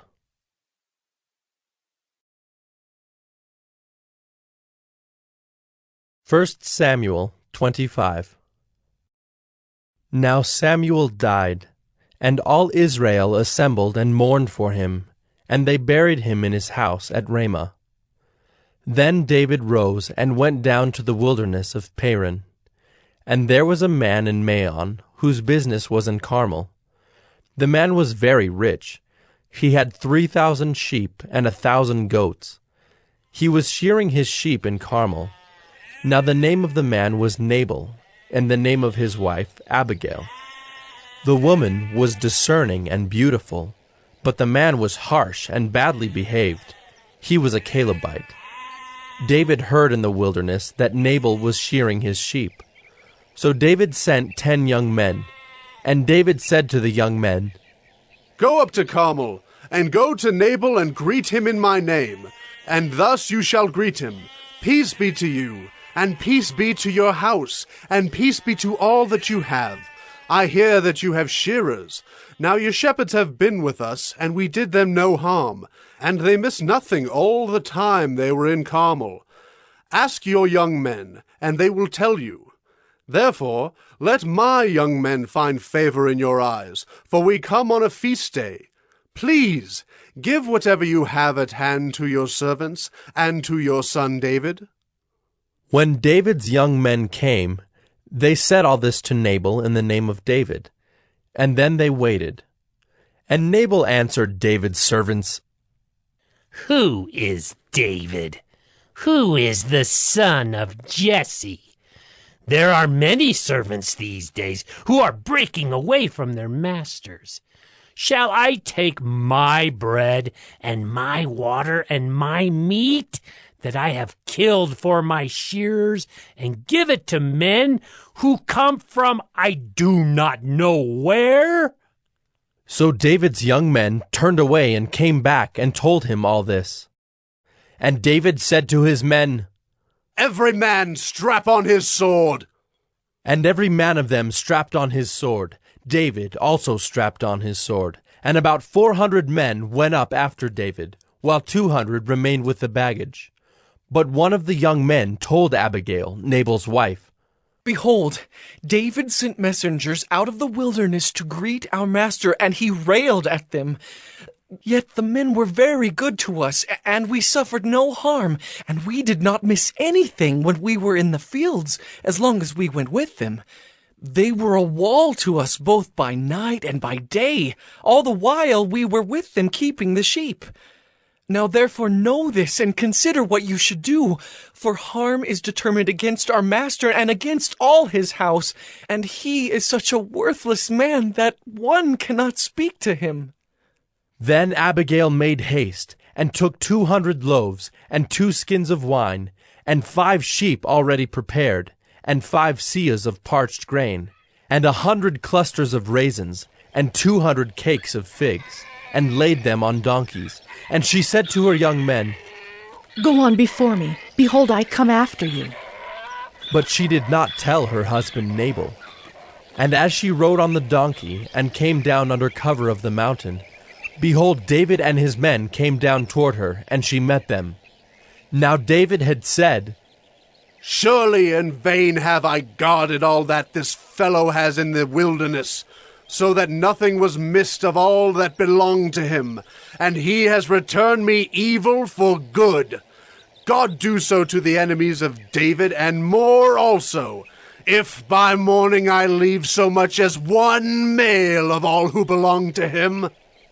When Abigail saw David, she hurried and got down from the donkey, and fell before David on her face, and bowed to the ground. She fell at his feet, and said, On me alone, my lord, be the guilt. Please let your servant speak in your ears, and hear the words of your servant. Let not my lord regard this worthless fellow Nabal, for as his name is, so is he. Nabal is his name, and folly is with him. But I, your servant, did not see the young men of my lord whom you sent. Now then, my lord, as the Lord lives, and as your soul lives, because the Lord has restrained you from blood guilt and from saving with your own hand, now then let your enemies and those who seek to do evil to my lord be as Nabal. And now let this present that your servant has brought to my lord be given to the young men who follow my lord. Please forgive the trespass of your servant, for the Lord will certainly make my lord a sure house, because my lord is fighting the battles of the Lord, and evil shall not be found in you, so long as you live. If men rise up to pursue you, and to seek your life, the life of my lord shall be bound in the bundle of the living, in the care of the Lord your God. And the lives of your enemies he shall sling out as from the hollow of a sling. And when the Lord has done to my lord according to all the good that he has spoken concerning you, and has appointed you prince over Israel, my lord shall have no cause of grief, or pains of conscience for having shed blood without cause, or for my lord taking vengeance himself. And when the Lord has dealt well with my lord, then remember your servant. And David said to Abigail, Blessed be the Lord, the God of Israel, who sent you this day to meet me. Blessed be your discretion, and blessed be you, who have kept me this day from blood guilt, and from avenging myself with my own hand. For as surely as the Lord, the God of Israel, lives, who has restrained me from hurting you, unless you had hurried and come to meet me, truly by morning there had not been left to Nabal so much as one male. Then David received from her hand what she had brought him. And he said to her, Go up in peace to your house. See, I have obeyed your voice, and I have granted your petition. And Abigail came to Nabal, and behold, he was holding a feast in his house, like the feast of a king. And Nabal's heart was merry within him, for he was very drunk. So she told him nothing at all until the morning light. In the morning, when the wine had gone out of Nabal, his wife told him these things, and his heart died within him, and he became as a stone. And about 10 days later the Lord struck Nabal, and he died. When David heard that Nabal was dead, he said, Blessed be the Lord who has avenged the insult I received at the hand of Nabal, and has kept back his servant from wrongdoing. The Lord has returned the evil of Nabal on his own head. Then David sent and spoke to Abigail to take her as his wife. When the servants of David came to Abigail at Carmel, they said to her, David has sent us to you to take you to him as his wife. And she rose and bowed with her face to the ground, and said, Behold, your handmaid is a servant to wash the feet of the servants of my Lord. And Abigail hurried and rose and mounted a donkey, and her 5 young women attended her. She followed the messengers of David and became his wife. David also took Ahinoam of Jezreel, and both of them became his wives. Saul had given Michal his daughter, David's wife, to Paltai the son of Laish, who was of Gallim.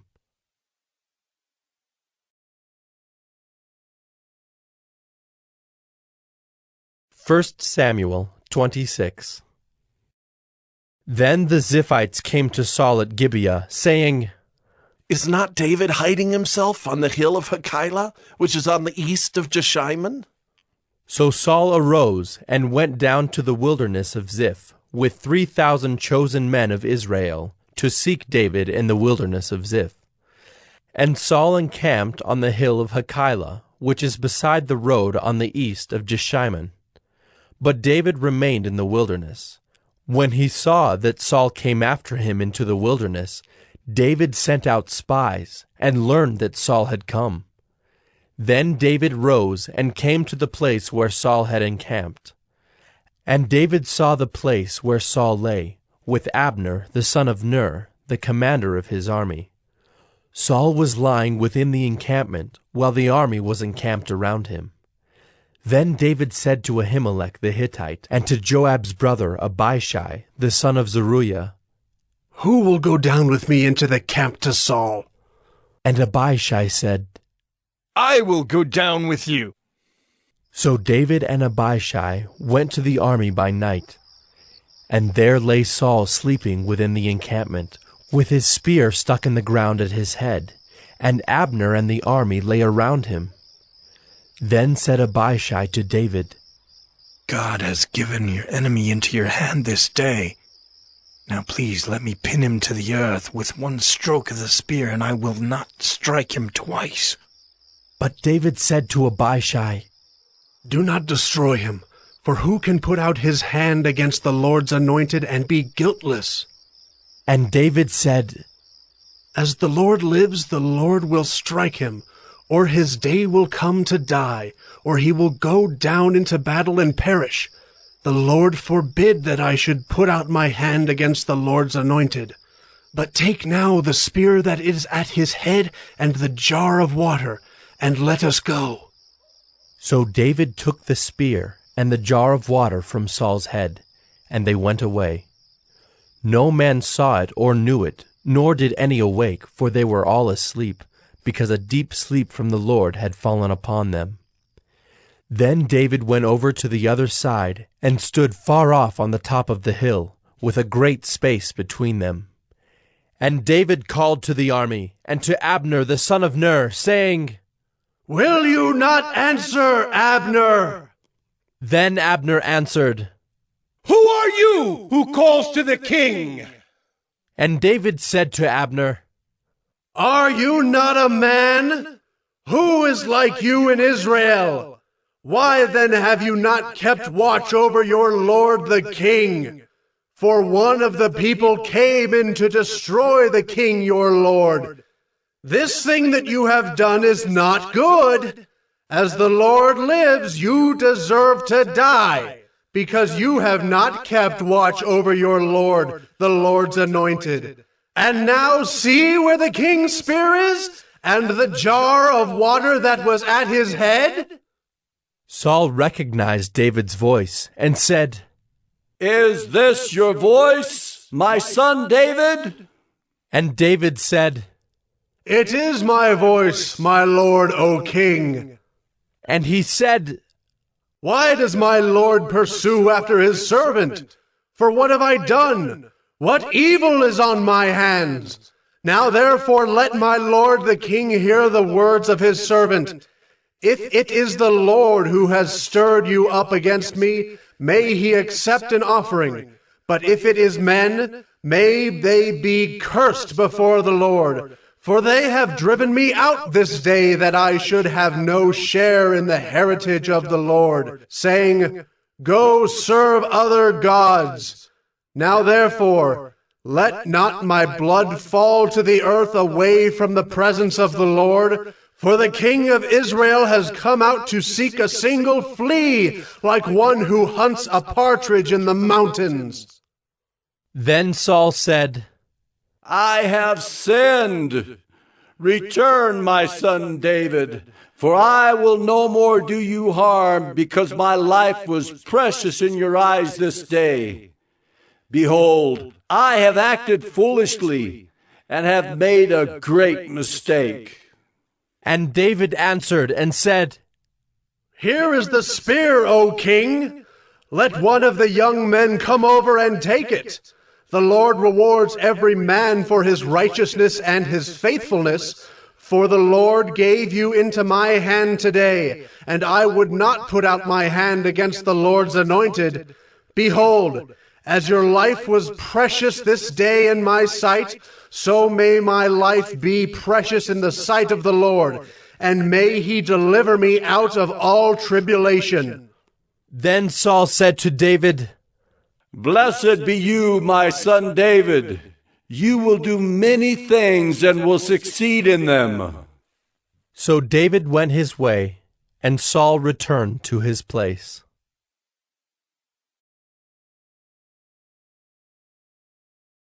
1 Samuel 27.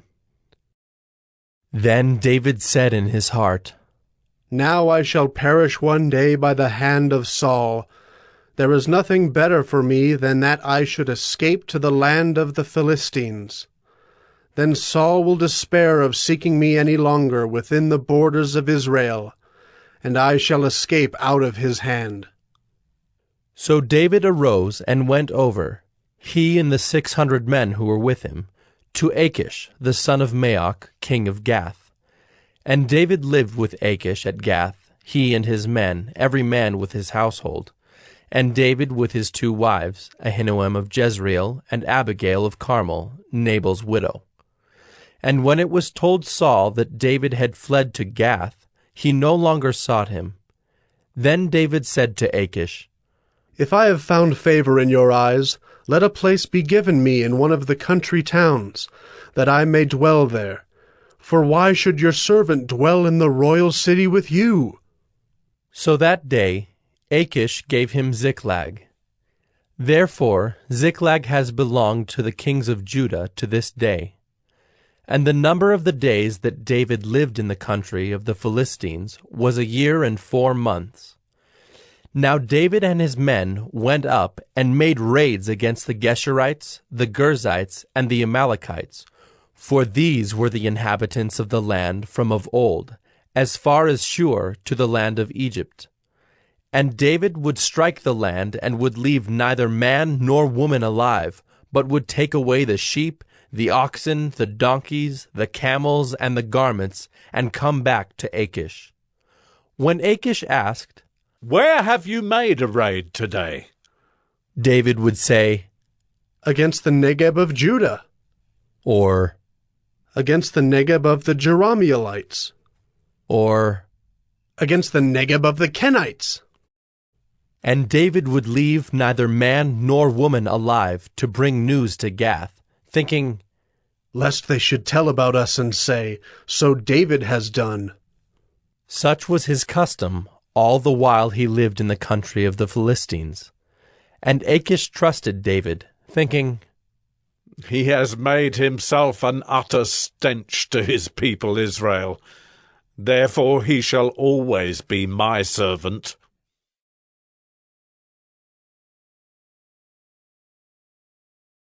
First Samuel 28. In those days the Philistines gathered their forces for war to fight against Israel. And Achish said to David, Understand that you and your men are to go out with me in the army. David said to Achish, Very well, you shall know what your servant can do. And Achish said to David, Very well, I will make you my bodyguard for life. Now Samuel had died, and all Israel had mourned for him and buried him in Ramah, his own city. And Saul had put the mediums and the necromancers out of the land. The Philistines assembled and came and encamped at Shunem. And Saul gathered all Israel, and they encamped at Gilboa. When Saul saw the army of the Philistines, he was afraid, and his heart trembled greatly. And when Saul inquired of the Lord did not answer him, either by dreams, or by Urim, or by prophets. Then Saul said to his servants, Seek out for me a woman who is a medium, that I may go to her and inquire of her. And his servant said to him, Behold, there is a medium at Endor. So Saul disguised himself, and put on other garments, and went, he and 2 men with him. And they came to the woman by night. And he said, Divine for me by a spirit, and bring up for me whomever I shall name to you. The woman said to him, Surely you know what Saul has done, how he has cut off the mediums and the necromancers from the land. Why then are you laying a trap for my life to bring about my death? But Saul swore to her by the Lord, As the Lord lives, no punishment shall come upon you for this thing. Then the woman said, Whom shall I bring up for you? He said, Bring up Samuel for me. When the woman saw Samuel, she cried out with a loud voice, and the woman said to Saul, Why have you deceived me? You are Saul. The king said to her, Do not be afraid. What do you see? And the woman said to Saul, I see a god coming up out of the earth. He said to her, What is his appearance? And she said, An old man is coming up, and he is wrapped in a robe. And Saul knew that it was Samuel, and he bowed with his face to the ground and paid homage. Then Samuel said to Saul, Why have you disturbed me by bringing me up? Saul answered, I am in great distress, for the Philistines are warring against me, and God has turned away from me and answers me no more, either by prophets or by dreams. Therefore I have summoned you to tell me what I shall do. And Samuel said, Why then do you ask me, since the Lord has turned from you and become your enemy? The Lord has done to you as he spoke by me, for the Lord has torn the kingdom out of your hand and given it to your neighbor David, because you did not obey the voice of the Lord and did not carry out his fierce wrath against Amalek, Therefore the Lord has done this thing to you this day. Moreover, the Lord will give Israel also with you into the hand of the Philistines. And tomorrow you and your sons shall be with me. The Lord will give the army of Israel also into the hand of the Philistines. Then Saul fell at once, full length on the ground, filled with fear because of the words of Samuel. And there was no strength in him, for he had eaten nothing all day and all night. And the woman came to Saul, and when she saw that he was terrified, she said to him, Behold, your servant has obeyed you. I have taken my life in my hand and have listened to what you have said to me. Now, therefore, you also obey your servant. Let me set a morsel of bread before you, and eat, that you may have strength when you go on your way. He refused and said, I will not eat. But his servants, together with the woman, urged him, and he listened to their words. So he arose from the earth and sat on the bed. Now the woman had a fattened calf in the house, and she quickly killed it. And she took flour and kneaded it, and baked unleavened bread of it. And she put it before Saul and his servants, and they ate. Then they rose and went away that night.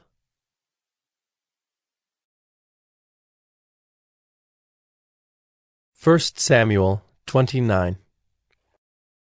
Now the Philistines had gathered all their forces at Aphek, and the Israelites were encamped by the spring that is in Jezreel. As the lords of the Philistines were passing on by hundreds and by thousands, and David and his men were passing on in the rear with Achish, the commanders of the Philistines said, What are these Hebrews doing here? And Achish said to the commanders of the Philistines, Is this not David, the servant of Saul, king of Israel, who has been with me now for days and years? And since he deserted to me, I have found no fault in him to this day. But the commanders of the Philistines were angry with him, and the commanders of the Philistines said to him, Send the man back, that he may return to the place to which you have assigned him. He shall not go down with us to battle, lest in the battle he become an adversary to us. For how could this fellow reconcile himself to his lord? Would it not be with the heads of the men here? Is not this David of whom they sing to one another in dances? Saul has struck down his thousands, and David his 10,000s. Then Achish called David and said to him, As the Lord lives, you have been honest, and to me it seems right that you should march out and in with me in the campaign. For I have found nothing wrong in you from the day of your coming to me to this day. Nevertheless, the lords do not approve of you. So go back now and go peaceably, that you may not displease the lords of the Philistines. And David said to Achish, But what have I done? What have you found in your servant from the day I entered your service until now, that I may not go and fight against the enemies of my lord the king? And Achish answered David and said, I know that you are as blameless in my sight as an angel of God. Nevertheless, the commanders of the Philistines have said, He shall not go up with us to the battle. Now then, rise early in the morning with the servants of your lord who came with you, and start early in the morning, and depart as soon as you have light. So David set out with his men early in the morning to return to the land of the Philistines. But the Philistines went up to Jezreel.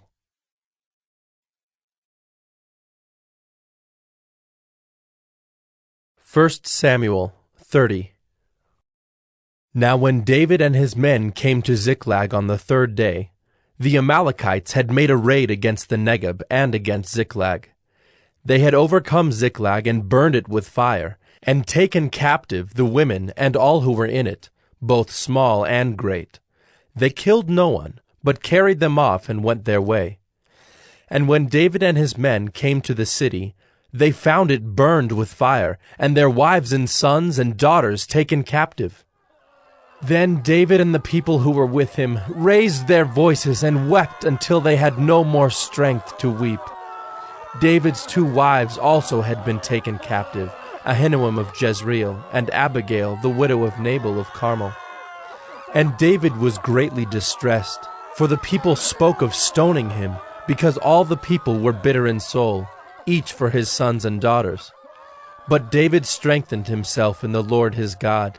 And David said to Abiathar the priest, the son of Ahimelech, "Bring me the ephod." So Abiathar brought the ephod to David. And David inquired of the Lord, "Shall I pursue after this band? Shall I overtake them?" He answered him, "Pursue, for you shall surely overtake and shall surely rescue." So David set out, and the 600 men who were with him, and they came to the brook Besor, where those who were left behind stayed. But David pursued, he and 400 men. 200 stayed behind, who were too exhausted to cross the brook Besor. They found an Egyptian in the open country, and brought him to David. And they gave him bread, and he ate. They gave him water to drink, and they gave him a piece of a cake of figs, and 2 clusters of raisins. And when he had eaten, his spirit revived, for he had not eaten bread or drunk water for 3 days and 3 nights. And David said to him, "To whom do you belong, and where are you from?" He said, "I am a young man of Egypt, servant to an Amalekite, and my master left me behind, because I fell sick 3 days ago. We had made a raid against the Negeb of the Kerethites, and against that which belongs to Judah, and against the Negeb of Caleb, and we burned Ziklag with fire." And David said to him, "Will you take me down to this band?" And he said, "Swear to me by God that you will not kill me, or deliver me into the hands of my master, and I will take you down to this band." And when he had taken him down, behold, they were spread abroad over all the land, eating and drinking and dancing, because of all the great spoil they had taken from the land of the Philistines and from the land of Judah. And David struck them down from twilight until the evening of the next day, and not a man of them escaped, except 400 young men, who mounted camels and fled. David recovered all that the Amalekites had taken, and David rescued his 2 wives. Nothing was missing, whether small or great, sons or daughters, spoil or anything that had been taken. David brought back all. David also captured all the flocks and herds, and the people drove the livestock before him, and said, "This is David's spoil." Then David came to the 200 men who had been too exhausted to follow David, and who had been left at the brook Besor. And they went out to meet David, and to meet the people who were with him. And when David came near to the people, he greeted them. Then all the wicked and worthless fellows among the men who had gone with David said, "Because they did not go with us, we will not give them any of the spoil that we have recovered, except that each man may lead away his wife and children and depart." But David said, "You shall not do so, my brothers, with what the Lord has given us. He has preserved us and given into our hand the band that came against us. Who would listen to you in this matter? For as his share is who goes down into the battle, so shall his share be who stays by the baggage. They shall share alike." And he made it a statute and a rule for Israel from that day forward to this day. When David came to Ziklag, he sent part of the spoil to his friends, the elders of Judah, saying, "Here is a present for you from the spoil of the enemies of the Lord." It was for those in Bethel, in Ramoth of the Negeb, in Jadar, in Aroer, in Siphmoth in Eshtemoa, in Rachel, in the cities of the Jerahmeelites, in the cities of the Kenites, in Hormah, in Bor-Ashan, in Athak, in Hebron, for all the places where David and his men had roamed.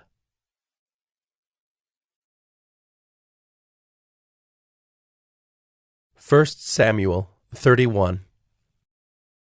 Now the Philistines fought against Israel, and the men of Israel fled before the Philistines, and fell slain on Mount Gilboa.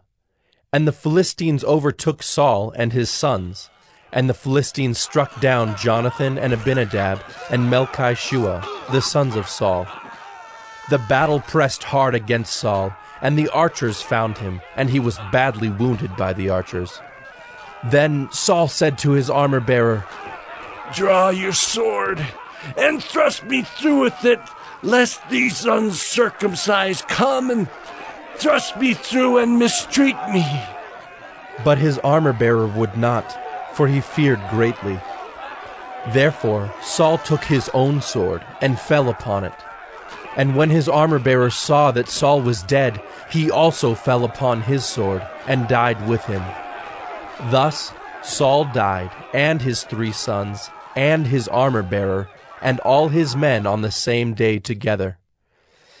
And when the men of Israel, who were on the other side of the valley, and those beyond the Jordan, saw that the men of Israel had fled, and that Saul and his sons were dead, they abandoned their cities and fled.